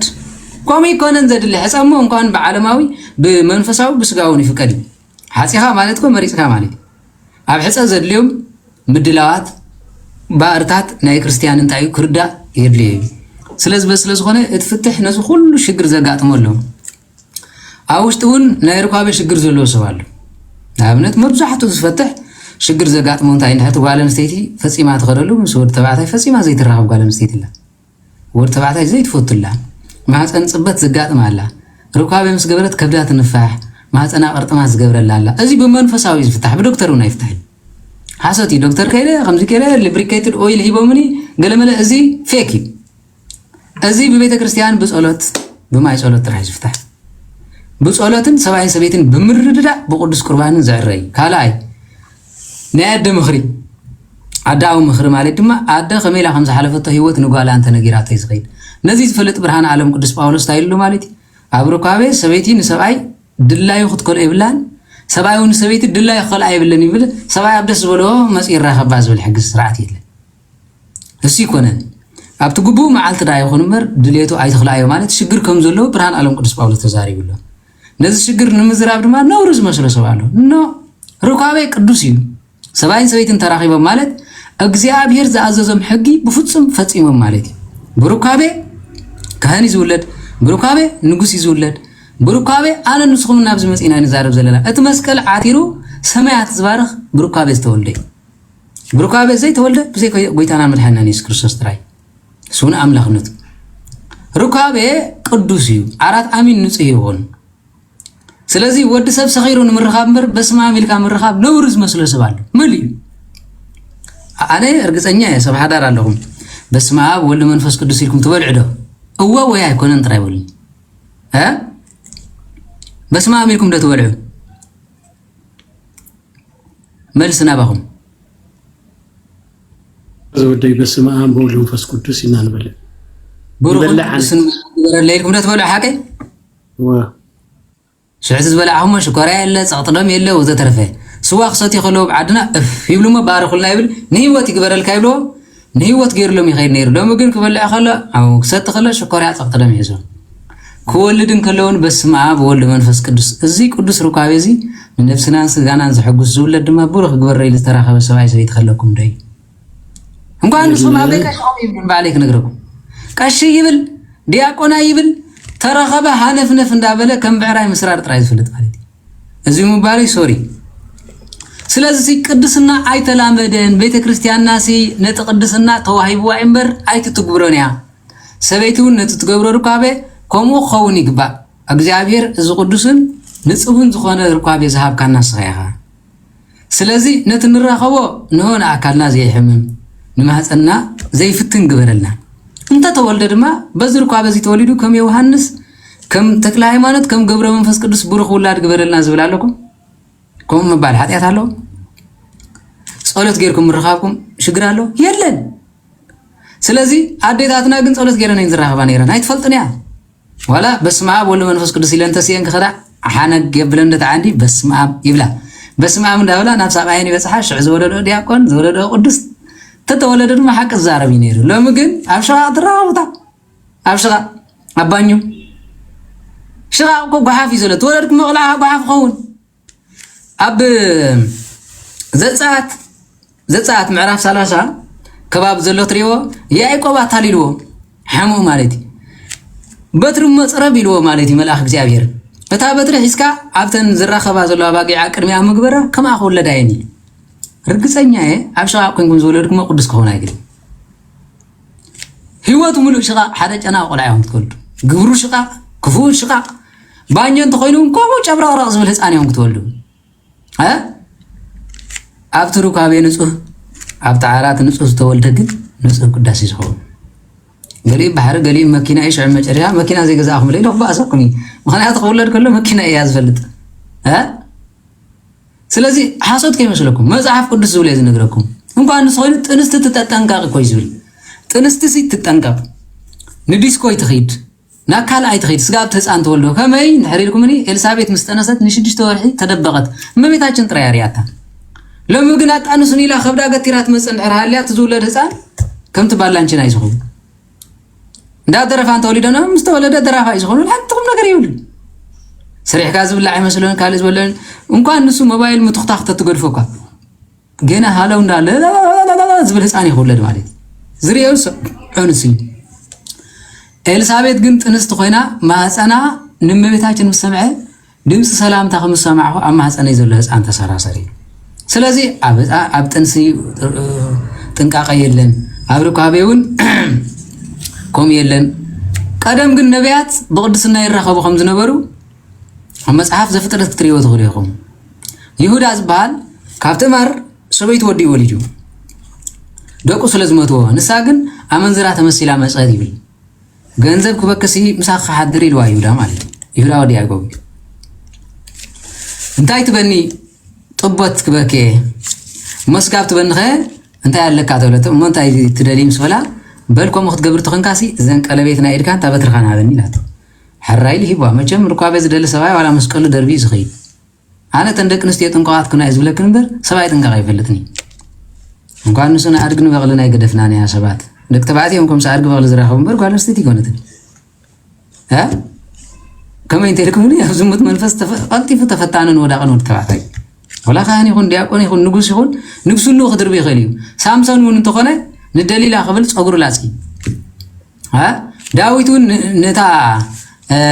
اسماعيلاويت ويد مالتن كالوت انست قبل سقاب طاوت مسرح نابن مسغار كبصحي نعم كحقوس زين شغرالنا ورقتالنا زخونه ورتبعتي سلازي سولومون كومو داويتون كومو زيوم كلهم ورق زغاطمم تندق نفتي ግን ጥንቁቃት ንጻሃት ቅዱሳት ኩና ንዓኽኒ ዓቢ ጸጋት ዋሂውክን በዚ ስለ ዝኾነ ትፍትሕ ዘጋጥም ዘሎ ንኣብነት ከምዚ ምሰጋጠማ ክንደይ መዓልቲ ምዝኽራ ኸቢላ ከይትኽእል ስንፈተ ወሲብ ንባዕሉ ስንፈተ ወሲብ ማለት ኣብ መንጎ ሰብኣይን ሰበይትን ዝግበር ዘይምጥዓም ርካቤ ማለት እዩ ዘይክጥዕመካ ኸዲ ከምዚ ኢልካ ግን ኣይትፈላለይ ብል መጽሓፍ እንታይ ዳ ይግበር ናብ ኣባትና ብሳት ኸይድ እሞ እቲ ዘሎ ሽግር ትነግሮም ንሶም ድማ ጸሎት ይገብሩላ ቅባ ቅዱስ ይወሃባ ኣካላት ቅባ ወይስ ይቅባ ይፍወስ ማይ ጸሎት ይኸይድ ጓደን ሰይዲ ከም በዓል ጦሽ ዝኣመሰለ ትገብር ትፍወስ እዚ ሁሉ በቤተ ክርስቲያንና መፍትሕ እንዳሃለዎ ግን ክዛራብሉ ዝደለ ሰብ የለን ብነፍሰይ ዝበለት ሰበይቲ ይብል ማለት ንሱ ጥራይ ኮነ ጸላእ ሰናያት እንድሕር ሃሊዋ ታጓልን ሰይዲ ኣብ ሩካበ ሽግር ኣለዋ ሰውት ክቀትል ይኽእል መጽሓፍ ንምንታይ ተጻሒፍ ንምንታይ ተጻሒፍ ሽግርና ንምፍታሕ ኩሉ ንመምሃሪና كل ذات تصحفت لتجساس يعني تصحفت كل نتجساسنا نتمرتنا نتصحف نحر تبايلو خابزين نيو شجر يلن مبزحته أما نسيات زقاتم شجر نزي وقال نستيت خيناهم كم شجر زقات مالو وتبعتها قريف واس غيرالو تدقاقا ما ورحاو سقيات هذا ولو أكالا شتا بزي تصبيته فصم شتا يغير جانيات النيلو قريف واس غيرالو وتبعتها يقول شتيت كان نيلا قريفات تغيرالو أزي ناي منافستي شجريو ميديكال ود ميديكال كتبلو ديدرانت غيركم عددا ازمان عددا انتاي زبال نيمونيا ناي تخونو እዚ ሽግር እዚ ዝመጽ እንታይ እንድሕር ተባሂሉ ርቀተ መናፍስቲ እዩ ነዚካ ዝግበረሉ እንታይ እንድሕር ተባሂሉ ካህን መጽዩ ኪዳን ደጊሙ ብዕጣን ገይሩ ጸሎት መስገበረሎም ጠፊ አገዛሁም ናይ ጸሎት ቦታ ከለኩም ግድን እዩ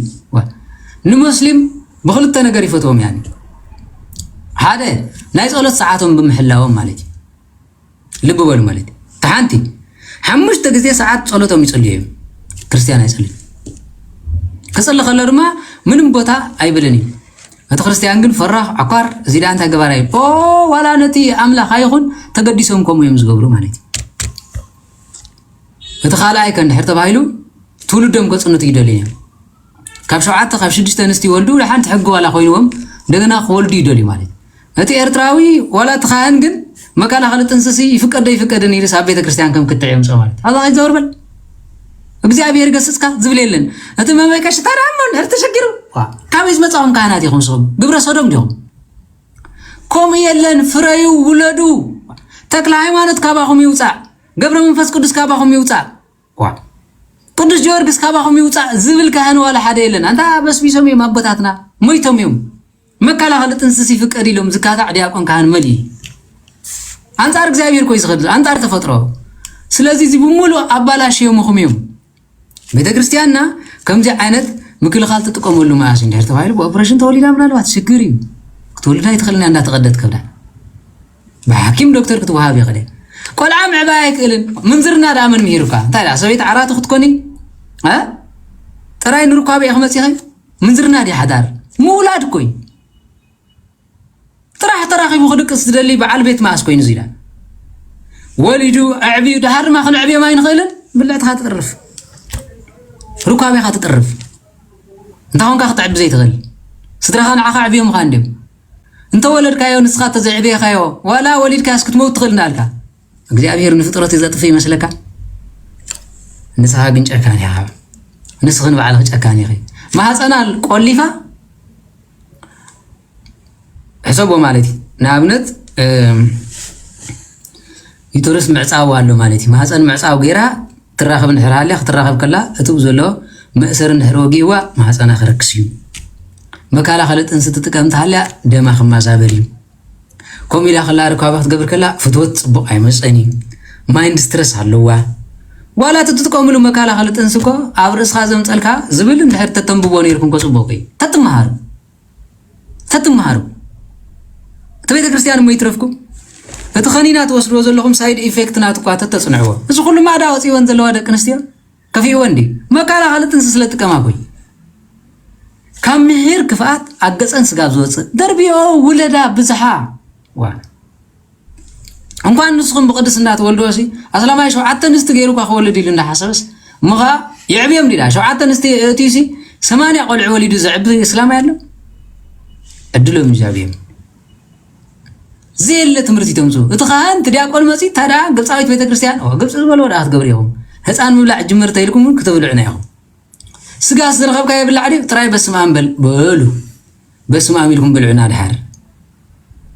سلازي از كل شجر زمص زلزي برهان عالم قدس باولوس نتشجروا برهان زنبروا طيل مخانا نزراي انبر نزراي نيراي نفرسن غلن بلعي بلل از كل شجر زمص له بيت كريستيان سلازغنا نت بيت كريستيان عقب مبال حاجه سخاتكم دما افتح كتوص حزقالكم كون زي نسكو يكونن دهامنت لومي زفاتح زول افريم زي كونه نفسه كف بيت كريستيان كهناتي سبيتخا نا افريم كتسمع رئي يايبلو نبعلمكم مريم ما زلو تسبعا ازي سبزي دما اينقبلني انت لما بيقش نعوم سمع انت يقبر مسلك مز سبزي تكالا تسامع دحرج حدار تبتن يبلا سنف عبيكاش نسخون كنت تقبر سميعكم ما زيت بلهم تقبر سميعكم سميع امبرنا عيره تمرعاتني وسبيت خاص واقا مسمعان حرت فتحها اللي ترجم حدارنا يتردكان ترجم سويتونا يردكان ادام قرمكا ابزيت تمهارت سويتي اغرخا انت زي كوينا تحاسبكا كفيوا انت زي كوينا تسكمكا حدارا يتفتاني قال يوم دما مستمهارو ابز محبر دما شجر زقاقم مدرا هلو بزح زمرمركم مالتي تاون قاعد فاتيكا يبحال دي بحالن زي بحال دلي هانن سبعين بزي غبو ركابينا نغبر نيرنا كندي دك نستي شجر زقاقم نزي ازي ايرتراوي ابزي مصي زفكر هاجر كعري ገለዝብል ማህፀና ዲዩ ዘባላሽ ወይ ሁሉ ትግራዋይ ይበሉ ኤርትራው በሉ እንታይ ይገብር መስለኩም ፖርኖግራፊ ፕሌይቦይ ፊልም ታቲሪ በመቀመጨን ዝራኸባ በአፈን ዝራኸባ ከምዚ ገርክ ተዘይ ተራኸብክኒ ዝብላሉ እተናትና ድማ ብፍጹም ኣብ ሓዳረን ኣብ ህይወተን ጸንዓ ይኮናን ከይገድፈንና ካል አኸ ይኸይድለን ከማለም ይደን ይጸንዓ ዋአዳ ابزي مصيان ورزي زيت بلا دلخ ندك نستيو باف كنت راخبا هتاني تكسرتا نتفطروا كازي صبق اغزيابيركو كتزرولو زرق توصلوش انت توصلي توهيبو كامبر نافس اخلي يزبلا صباح قدس قربان تولعلو اف قدس قربان تولعلو دك محمد دي خمسو نوري دهري متي ادما منم زيت فلطم مقمጫ ተባላሽዩ አለዳ ሐሰኻን አለዳ መግልን ኮይና ሽግር ዘጋጠማላ በቃ አነዝ ነገር ዚ አይድለንን ኢላ ከድፋን ሐፍለጥ ኢላ ሰጎጎት ተገዛ መሊላ እቶም አብዝ ማህበር ኮይኑም ከምዚ ዝብሉሶም በጣም ስድታት ዋ አካልክ ተባላሽ ስጋ ከምዚ ካብትብሊ አባት ነፍስ ኸይርኪ ከመየራ ክንሳሕ ከምዚ እንተይሎም አባይ ቀሽንታ ይብሉኒ አባይተ ክርስቲያንና ድማ ዝ ትምህርት ዚ ኩዋሃብ ይግባ كانت بأقباب ندك تبعتيو عقب كتبلو ميقبا دك نستيو دما نزي ربح نجر أكلات كن نزبالاشو انكوان دون السخوينوسي كم تقلن كم بقي انت ترخيفكن مهز انكن قلبتي امانو نفس وكف رخصت مهز انا قاتي ما تخيزلو زي قبو ركابي سب كم سب زرخب فيتن فيتي كم زي غير كاترخب تخنكا نسخاخة السين حانت السدي منم ناي قبرة سودم بحر زلوها خمزي غيركم تراخويلا بوزيشنكم هراكم تبلكم تهلا شع معلت ماسن كنت بلاشيلو شع معلت እግዚአብሔር ፈንፊን ይኩናሉ عقب نوري اصيافي ቤተክርስቲያንና حق له ስርዓት አለው ስምዑ ኢድ ከምዚ ጌርካ ይዘጣቅ ዕምበር ከምዚ ጌርካ አይጣቃኒ መሪ ዝሐምም زياده ተሐምም እዚያ ንስኽ እዚያ ያኺ እዝረቀ ቆርበት እዚ ዝሐሲ እዚ ግን ረጉይዲ ወድ ተባዕታይ ሓንቲ ከውኒ እምብ በሎም አጽያፊ ይበሎም بعراي نقدمي تحيزون دحري زبل يلن زبلكو حرش استوالكو ركابي ها نو عرفي حيزون دحري تقول حزب السبالو دي زبل نركابه قليص ولو مصحف قدس كمي ندحري تقول انت يلو بعري يزوق اغري يزوق صبق نحر غير كن نعوس مير حاريسو تخلص صبق زبق للو قص كان قصن زيت الراي لو ركابه انت خوينو من يزهسه نسخات كن كم تبعراي اغري زوقا محرشا زوق زلو نايور تبعتها حاسيا دما أباخن زور النسيم لبامات كنا صفوفات كنا نصعات كنا دحري بزينا عي مصرف هاي تمصع دك تبعتي رمازي عقب كم قبري يقبان كباي جميركا نوري أديها هو موت قبر كلا صبورة وا إبليس بركاتا مود خانديا أددك خانديا صباح أكلاتها تبلاشيو نفسها تبلاشيو أددا فاست الله خوينا صباح أنت خدت صبور الصعبين أبايز غيد بمصحف قدس كان እግዚአብሔር ክፈልጡ ልቦም ክሳብ ዘይከፈቱ እግዚአብሔርን ዘይረብሕ እምሮ ሃቦም ዝጽየፉ ኃጢአት ሶዶማውነቲ ወድን ጓልን ተራኺቦም ይብል ኣብቲ ገዝኡ ዝገብሮ ግን እግዚአብሔር ገገዛኹም ይራኹም ጽፋት ተንኩ ንሰብ ንምፍራድ ደንጎላ ንምድር ባይት መጽ ገዛኹም ግን ብልሹ ገገዛና እንደነዕር እንታይ ገለሰኩ ህይወትና እንደነዕር እተሰባይ ሽዕን እዚ ከይውፅን ዓያ ፋትሕን ንኽብለን ንኽእል ምኽንያት ገብረን ንኽእል ሰነፍ ንሰበይትኻ በዲልካ ሕማቕ ስለ ዝገበርካያ ከይትዕረን ተደሊኻ ድማ ከይትንሳሕ ደሊኻስ ኣብ መጨረሻ በቀሺ በቃ እዛ ሰብ እዚኣ ናይዚ እንዳሰምዐት ናተይ ሰሚዓ ኣይትበኣሱን ኢኹም ብተኣምር ኣይትበኣሱን ግብርኻይ ገግብርኹም ይዘበኣሰኩ ኣነ ሜረካ ክትዕረ ተዘይኮይኑ እዚ ኩሉ ሽግር ዝገበርናይ ሓጢኣት እዩ ኢልካ ክትንሳሕ ተዘይኮይኑ ፍጹም ምሳይ ክትበኣስ ኣይትኽእልን እያ سولو زخول هاسيا أبدك نستيو أحواتنا وريد الله لك تبعتينا ززر أيوة فيلمي ززر أيوة قبري مسقوي زلون نا إيرترا تلفزيون كي ترفه قبرو صدوم بمهار جميرة أي مسلكم مرغون رأيو زهز أنزي تنعمو كرداكم تخوين زي أبيك الله إذا أنا زي صباح أنتي كم زخون كتري ولا ليه؟ أنتي كم زخون مالتي؟ تواصل يا أبوي بندل. ألكس يا أخ فرع. أخ فرع. أنت كمان. إني لا أخذ عمي جمسها. كم هذه تمثل. ولا جنا كان تأمر كمان كسمعك. يقدر أنا حمامي. حدا نقدر نخبلك دلي. أنت يمكي. مالسي. حب حزن ماجد حنت هاجر تباهيلا هذا هيمانوت زلوا هذا خب هيمانوتون سلست بلو هيمانوت زلوا دك 10 عامت فقرب أخذت تحيزيلهم أما سميديا سبيخهم أب تلفزيون أمس يوم ميلكا نهز بختمر صباح دقهم تايكم زغون حساب تزاربوا ولا زربا أنا ودعي سرا خوينهم سميعي فلتن هزار خست تلفزيون ناي هقدف ازين دامصات نهزبنا ابالاشاتيا حصاناتنا معات عوالي مس منيز بحال مايناس بحال ابولو انتي يزغبر مالتي مطواي صغرن مدبلا قالاتنا بابيلين منفسات يلوم ازيوم جيرايو مالتي ميكي انتي زانقها نعي فصم يرجعني يلن تقولني تزارب كم تقول لسنس فول تحرر وا اتخابي خجلكني اتي تعين دوبل لسهودي سوري ميكي مامي ربع ساعة راح أفكر هاللي أنتي خالي لي خاني أحزن أبيك كان قراني مالسي زدلو خمخنات يتأكي بلني حبي كل خنا حمامي بقى فوق مخانو أيفلتني نيرك كل شيء أذكركي بس عيني خطوة الدني فغريت لمني نسان كيف غرفهم وطقي وصدني فغريت لمني وين انه ايكوني هو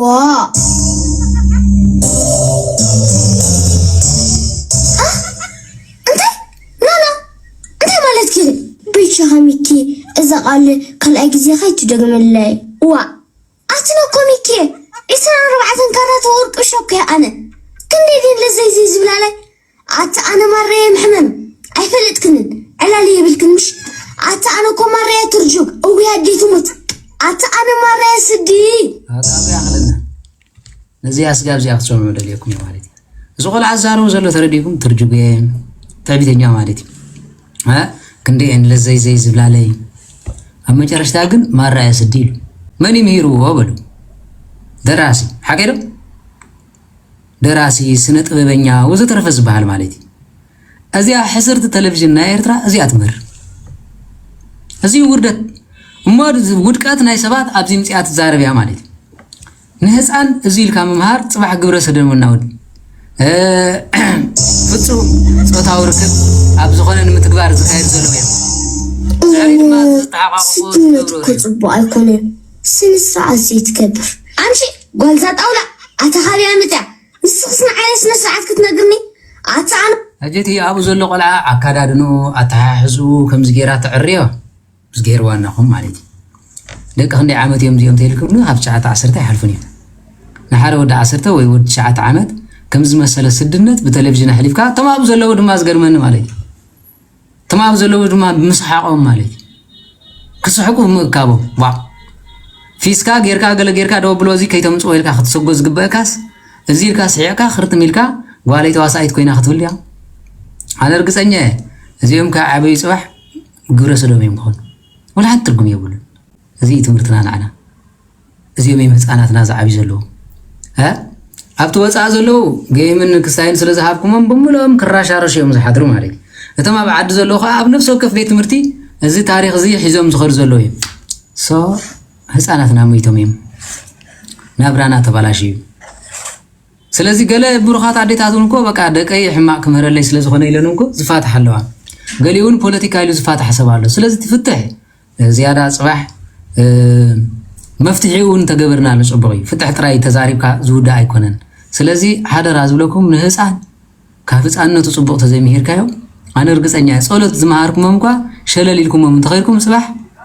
ኣነ ተዓጽየ ነይረሎም ካብቲ ጸሎት ቦታ ምስ ወፁ ኩሎም ቁማርጅ ይኾኑ ኾዩ ስለምንታይ ዋ ወለዶም ንስኹም ኢኹም ኣይትቐርቡን ኣይትጽልዩን ኣይትሰግዱን ንእግዚአብሔር ኣይተመስግኑን ብሓንሳ ኣይትብሉን መጽሓፍ ክንበብ ኣይረኣዩን ተወዲ ኣላ هذا قال عن تايل نمزلكم ما يفلتني بس خير كله إفريم أنا مكير وتخا عفوا أبيت فلتني ليه على فيسبوك يلني على تيك توك يلني كنا أرمي غايله شو منا بخزيل شو من تنفران تيك توك على كا لا ماله أزغل عازي تيك توك نحر كابي جزء كاتات الكمزين نحر كوينو نقول سبز فلت تخوينو نزي مالتي أما إيش أرش عن تايلني هذا برجين حمودي بلني ما أتوردنا ودي بقينا عمرو دي هاوي سجدت إلين على حسب يليو لا حسب كله جن كم مش عليني ده ما ريته هم يليو أبزلو أدم زلم سو خمس جبرو ولا ملهر نآخر يكايدو تيك توك هذا خنت سلست الزاوية طريقنا ما نسخان اشتيا غازي سايف فقد الكاني ممرت فقد لكم ده خمسي حبي إلي ريل تايدات أنا مفاجأ وتاي واحد نتا ممر كم زي عيبلاني تيك توك توصل علمي خايف كذا كان كم يجير كايله سامع جرسة أنا مفاجأ تعد ميسي أعبي إن جريالي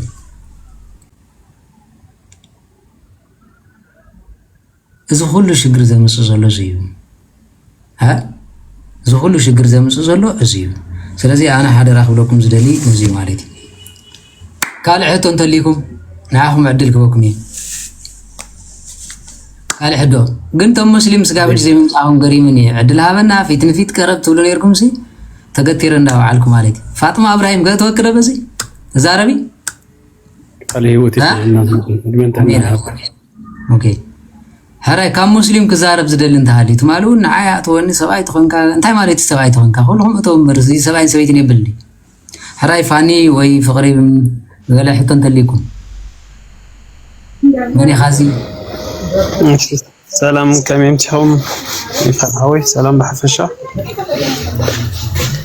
أنا قبل دلي زلوه أبزي أديس أبان دي زلوه أديس أبان إذن برحجي حوات ناس زيوم من أشتب في الليل مالتي فاير إيش زبهالو كسب إسراتات سلاساتات زلوه وانت حتون مالتي كاب 15 هتحس كاسي ببزحس شجرة خم فاشن بقى شجراسي بتعمي يتقوم موزس كما تريون مالتي أنا لي هراي أبتي كوميونيتي انتالو مسلكم نحنا خمن سيات توم كابوم نعبي نحبرة سب تمرتي عين ابننا هتبدأ جزء لودما جزء خرايكا جوخات راي كم زيزبر عن اللي خلك عايزولمبر انتي غيركا انتي تمهيركا بس إحكا زبل يلن هجي التشجارات تنباخو خاب عدم حزم مزمز يوم ما بعد سابع يكونن مغنياتو تمامر بعدنا شجارة صاحب نري لنا شجارة مسألة يدخل خلنا نري لنا توتهدر كمو هتي مسرتو كاب تعد تبالاش يسأليو ንግዚኡ ግን ኣብ ዓዲ ሽጋራ ዘይሰሓተ እንታይ እንድሕር ተባሂሉ ኣዲኡ ከልኪላት እንታይ ዝብል መጽሓፍ ቅዱስ መስለኩም ይሁዳ ንጎይታ ኩሉ ግዜ ክትሕዞ ይደሊ ነበረ እንተኾነ ግን ምቹእ ግዜ ደልዩ ኣትሓዞ ይብል ምቹእ ግዜ ምስ ረኸቡ ኣባኻ ይብሉ ኣዴኻ ይብሉ ኣያኻ ይብሉ ዓገብ ዝብለካ ዘይተረኸበ ምሕዝ ኮይኑ ግን ንሱ ጥራሕ ኮይኮነን ጫት ዝለመድለው ማሪዋና ዝለመድለው እሞ ድማ ኣብዚ ሚድያ ከዓ ንኣብነት ኣብ እስራኤል ኣብ ኣሜሪካ ኣብ ካናዳ ዘለው ኣቦታቶም በርዝደይካ መሕለፊኻ ገይሎም ክቦም ስጋብ ኣዋሳ ከይዶም ዘሕልፍዎ ፓርቲ ተትርዩ ብጣዕሚ ክትግረም ማለት ዋ ተወሊድና ኣለና እንኳዕ ተወለድካ ተባሂልና ዘይኣኽለና መዓልቲ ልደተ ኢለሲ ባንድን ገለን ገይረ ዘሕልፍ ስታይ ክገብረለና እንታይ ገይረ ኢለ ክኽብረሉ ተወሊደ ኣታ ለማዓንቲ መዓልቲ ልደተ ኢለኩም ተመሪዕኩም ነው ያኽለን እንዲ እንታይ ኣምፅኦ ሕጂ እዚ ኩሉ ብምሉኡ ፃዓዱ ከምኡ ገብሩለው ኢሎም ንዕኡ ንዕም ንምግባር ስለ ንኸይድ ዘለና እዚ እቶ ኣብ ኣዲስ ኣበባ ዘሎ መንእሰያት ናይ ምጥርናፍ ባህሪ ዘለዎም ትርጉም ሽጋራ ባህሪ ሽጋራ እንተ ዘይነጊርካዮ ክገድፈ ይኽእልን ግደፍ ጥራይ እንተኢልካዮ ኣይኸውንን ሽጋራ ሲ እንታይ ጥቕሚ ኣለዎ እንታይ ጥቕሚ ኣለዎ እንታይ ጉድኣት ኣለዎ ኣትሊስት ታትስሕባ ዘለካ ሽጋራስ ኣእምሮ ኣለካ ዶ ኢልካ እንተ ሓቲትካዮ ፅቡቕ እዩ ምክንያቱ እታ ሽጋራ ባኳ እንታይ እያ ትብል ስሞኪን ኪልስ ማጨስ ይገድላል ዝብል ኣምሓርኛ ኣሎ ምትካኽ ይቐትል ዝብል ኣሎ ሞት ንምንታይ ደሊኻዮ ይቐትል እንዳበለካሲ ስለምንታይ ከምዚ ጌርካ ኢልካ ሪዝናብል እንተኾንካ እምበር ንኻልእ ክርዶ ይግልኒ እዩ ስለዚ ኣረዲእካ እምበር ገዲድካ ይኸውን ስለዚ ቶም መንእሰያት ኣብኡ ዘለው ኣያን መምህርን የድልዮም ጥራይ መንእሰያት ከምዚ ይኾኑለው ዘይኮኑሲ ዋላ ዓበይቲ ኮይኖም እውን ዋ ካብዚ ካብ ወፃኢ ምስ ከዶ ኣብኡ ዝገብርዎ ዘለው ኣነዋሪ ብዙሕ እዩ ምክንያቱ ካብ ጀርመን ዝኸደ ነዲኡ ክርኢሉ ከይዱሲ ውሽማ ከይለመደ ይመፅእ ካብ ስዊዘርላንድ ከይዱስ ውሽማ ከይለመደ ይኸይድ ንሱ ጥራሕ እኮ ኣይኮነን ዋላ እቲ በዓል ሓዳር ከይዱ ከሚሉ ይኸይድ ስለምንታይ እታ ኣብኡ ዘላኸ ንዕኡ እምቢ ትብሎን እያ ሓደ ስእነት ክህልዋ ክእል ሽግር ክህልዋ ክእል እዚ ብምሉእ ውድቀት እዩ ንሱ ጥራሕ ኣይኮነን ፍንው ምንዝርና ኣሎ ምክንያቱ ኣቦኻ ዓገብ ኣብ ዘይብለሉ ሓትነኻ ኣብ ዘይትረኽበሉ ኣሞኻ ባህልኻ ስለ ዘይኮነ ኣብ ኣዲስ ኣበባ ማንም ዝፈልጠካ የለን ማንም ኣምሓሪት ሒዝካ ክትከይድ ትኽእል እንታይ ትርጉሙ ሓዳር ዲኻ ደሊኻ ናብራ ዲኻ ደሊኻ ብኣግባብ ዘይትገብር ኢልካዮ ግን ገብር ኣይደልን ስለዚ ዋና ነገር ትምህርቲ ዘይምህላዊ ፃዓዱ እኮ እቲ ዝገብርዎ ዘለው ውድቀቶም ተረዲቦም ኣብ መጨረሽታ እኮ ንሆ ሂወቶም ናብ ምዕራይ ብዙሕ ቃለስ ከሉ ምዃን ኣብዮም ኣቐዲሞም ስለ ዝሰደድዎ ብማስ ሚድያ ስለ ዘዕበድዎ ሕጂ ከዓ ንሕና እቲ ማስ ሚድያ መዕበዲ ተጠቒምናሉ ኢና መምለሲ ተጠቐምናሉ ክንገብሮ ዝግበአና ነገር እንታይ እንድሕር ተባሂሉ ግን ካብ ምንዝርና ዝርከብ ነገር እንታይ እዩ ካብ በርዝደይ ዝርከብሲ እንታይ እዩ ኣነ መሪዕኩምኒ ፅቡቕ እዩ ዕድመን ጥዕና ናይ ሃፍካ ዝተረፈ ወስኸልካ ኢልኩምኒ ኣብዚ ምፅአ ቢራ ምፅአ ኣብዚ ገይረ ግን ዋት ይዛት ዋት ዘ ፐርፐስ በዓል እንተገበርካስካ ቅዱስ ዮሃንስ ይባረኽካ ቅዱስ ገብርኤል ይባረኽካ ይበሃል እንታይ ኣምፅኦ ከምዚ ንሱ ጥራይ ኣይኮነን ዋላ ኣብ እስራኤል ኮ ቀዳማይ ዓመቶም ካልኣይ ዓመቶም ሳልሳይ ወርሒ ጥንሳ ሻድሻይ ወርሒ ጥንሳ እንዳተባሃሉ ናይ ኣብ ዓለ ኣሜሪካ ከዓ ናይ ምንታይ እዮም ዝብለው ናይ ገዓት ናይ 6 ወርሒ ጥንሳ ናይ 7 ወርሒ ጥንሳ ቀሪባ ክትሓርስ እንዳተባሃለ ከዓ ናይ ገዓት ዝበሃል ፓርቲ ኣሎ ማለት ካበይ ምፅኦም መስ ባህል እዚ ካበይ መፅ እንታይ ዘድሊ ዘሎ ትገዓት ስለዚ ኩሉ ዘይስነ ምግባራዊ ስለዝኾነ ንፅባሕ ንደቅኻ ትስርቶ ዘለኻ ፀገም ስለዚ ጫት ጥራይ ተባላሽዮም ዝነብሩለው እዞም ኩሎም ሙዚቀኛታት ትብሎም ኣብዚ መፅኦም ዝዛረቡ ኣዲስ ኣበባ ምስ ከዱ ሓዳሮም በቲኖም እዮም ስለምንታይ እንድሕር ተባሂሉ ለካ ከምድላይካ ዲስኮ ኣሎ ከምድላይካ ዝብል ማለት እዩ ስለዚ ሰብ ኣብ እስር ቤት ከሎ ኣይነኣድን እዩ ኣብ ቤተ ክርስቲያን ዘሎ ሰብ ኣይነኣድን እዩ ካብ ቤተ ክርስቲያን ውፅእ ምስ በለ ኢኻ ትፈልጦ ኣብ እስር ቤት ዘሎ ሰብ ኣይነኣድን ጭንቀት እዩ ዘፀልዮ ኩሉ ግዜ ኣብ ዓራት ዝሓመመ ሰብ ኣይነኣድን እዩ ሕሙም ምስ ረኣኻ ኢኻ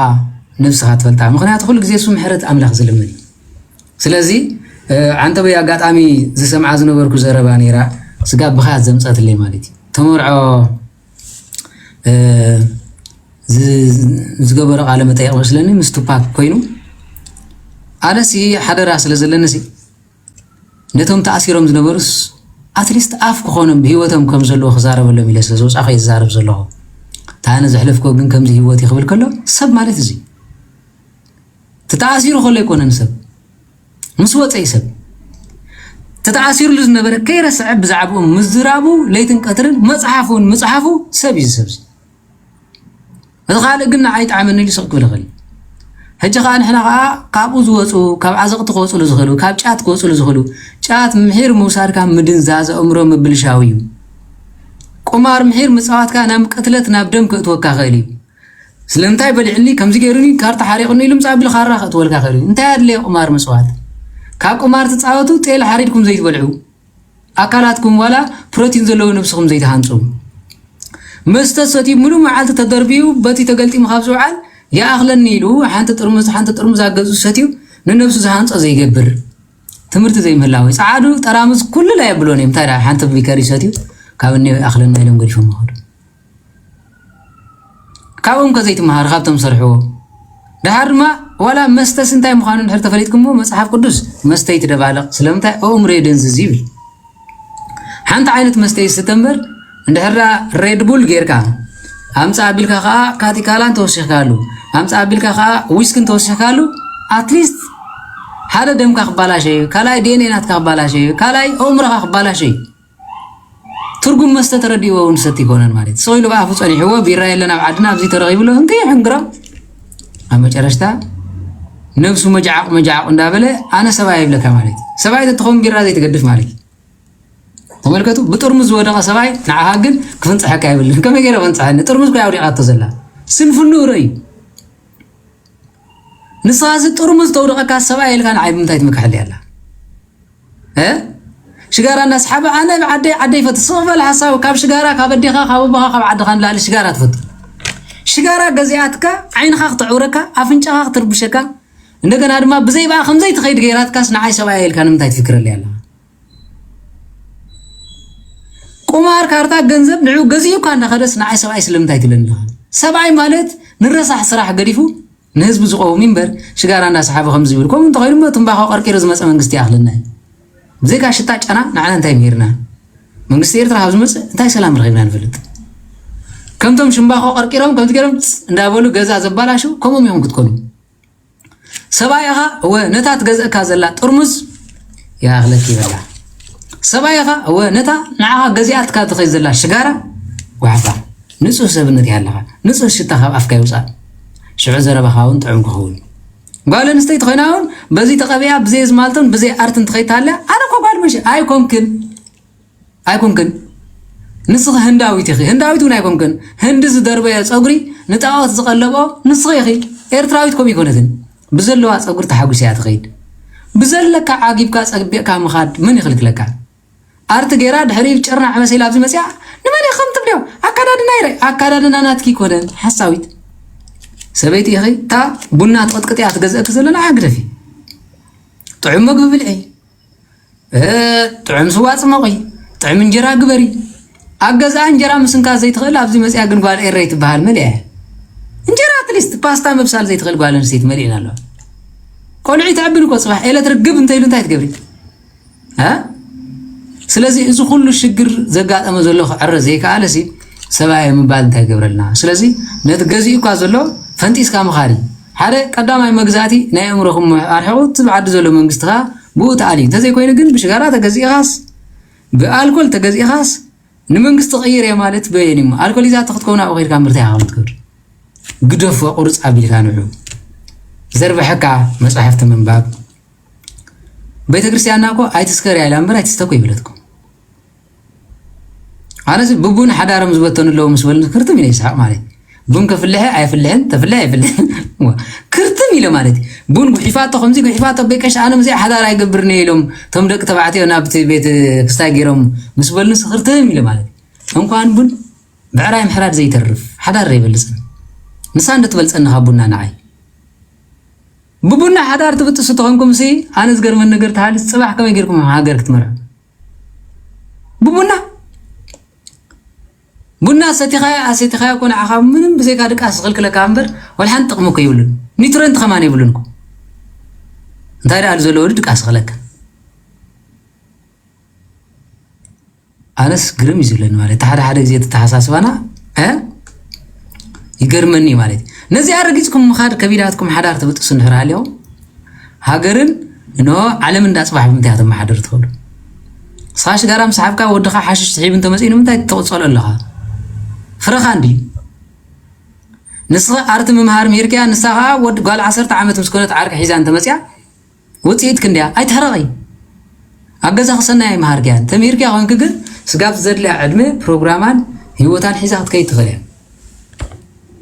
ناس على دما مخلكال زي كونه ممكار مع الرأي كتصاوت وسدن انت لكو حدا ما عالته وسدو انتي تقيم كابلو خمزي دي يولي بيرا خصتي انت لكو انت خلكي لك تحابي خصتي انكاس قطعمات لك فا يلو تساليوا غنا يقرباني ابويكم يبلنير افريم نعبي راستين قول عندي مسعبها خاف تربشنا انا عنك طعموي طعما بليزيا هو ريخه عيطمتني سقاب لو ميفتوان أرك قال إن كات عمين تسرني غير قدي فين كل كلمة تزخون نيرك أنت حبيه ما جزا دكان سريعة مسطو نير كل هلا زيدا بيت عمين إن تأخذ نيلا قدي فيش سلازي إزاي يكون المخلك النود سب يسعر رأي نسبيتو نام من شو خيط خير يلون هرزق قاطع ترى خوين موبايل قديها نا وقت كده بعلها هات دفع الله كند فتح مكوت صار بس حوان قبل علي امنت سينا نونكو قريفون صغرالو واتاودي امن امبر نسبح لي خاي حلوني امن مو نسخا امن كن معدو سنه مغبر كار يمبر كما حلف سبا يحلوني እግዚአብሔር حلو ስለዚህ እዚ ሁሉ ሽግር ናፍትሕ ዘጋጥም ህይወቱን ዘባላሽ ዘሎ እዚ ስለዝኾነ ዋና ነገሩ ተዓሪና ንምኻድ ኩላትና ማሕበራዊ ህይወትና ንምዕራይ ንምናይ ነፍሱ ክፍና ተጋድለይ زعوا شجارات زارينا تم شجارات لكم لبي حقو كوي بزيات جزية جنزبة ودي أخير له حمص شابلو أخير يزقبا نوزعت سبعة حديثة مالي نمتى شجارات صاحبي ليه كيف يبني نمتى شجارات صاحبي ليه حرقة كحرق كل غيل ودايتي من جرست ما نحرق عندي تاشجارات نحجز ها أنا كا واردي أخلو خوي لميديا إلني جن كرمكم تود خمس ولا خاش جارا عند أصحاب خمس جري دك أسوسي هو مالي تكتبار واه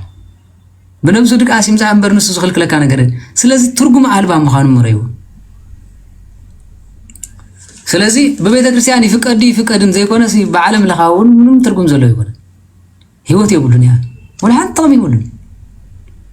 سلازي بس سلازي خانة كل لا تنعنعو قريفنا مش مهارنا هيوتنا زعرن بر نخالق زمس أيهونن أيدامنن تاجبرلنا سلازي نعو خابو مجزات وتي خا سبعي تخون تزي كوينو جن نزي تسكيم كا سبعي ما تابين تاجا شجارة صع زي كل سبعي قبلنا شجارة جزيات تخيل زي جيجا سلازي ما جرشتا من البات بعل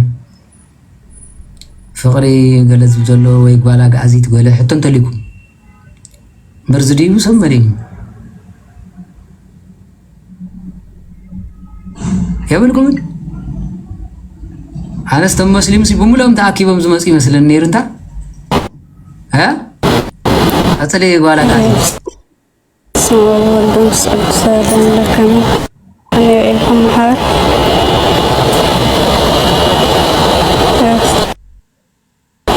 اسمع الغداء اسمع اللغة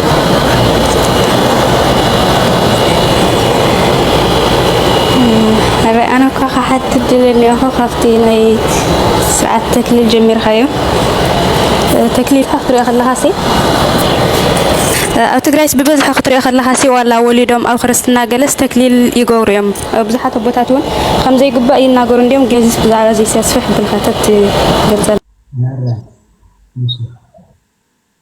تكليل مالت ترجم من تايد مالت تكلله دنجله مالت تخليلو ركاب خيفلت أي نبر نيرو مالت تكليل مالت سلازي نزيوم دايم زق بحر مالتي بحاليون بنبي بن زقبروا أبيت كريستيان قريبهم كلتيهم بقدس قربان أخليل دنجلنهم دما تكليل يقبر مالتي سرعة تكليل مالت صلة تكليل صلة نمع سبان زصلة صلتن عندنا دما ندناقل زصلة صلتن نزيوم دنجلنهم زعقبو እግዚአብሔር አምላክ ፍስጋ ፍጻሜ ስጋ በሐዳር ስጋ ናብራ ከም ዝግበረሎም ተባሂሉ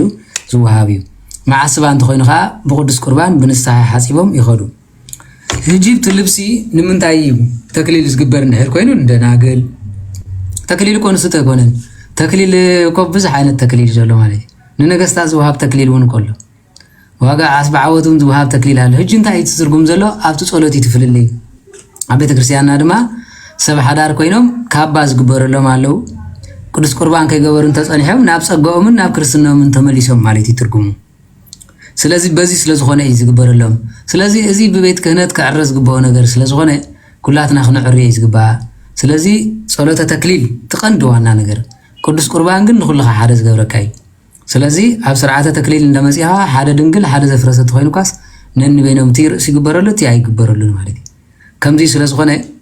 እዚ ብቤተ ክርስቲያን ብካህናት ክዕረስ ዝግበኦ እዩ ተመናኑን ኣይግበአንን ኢልካ ምግዳፍ ጽቡቕ እዩ ተዘይኮይኑ ግን መስኣሊ ተሳኢልካ ኣለኻ እምበር ብሰማይ ተዋሃበካ ነገር የብልን ስለዚህ ትርጉም የብሉን ክብለኩም እዩ ዝደሊ ማለት እዩ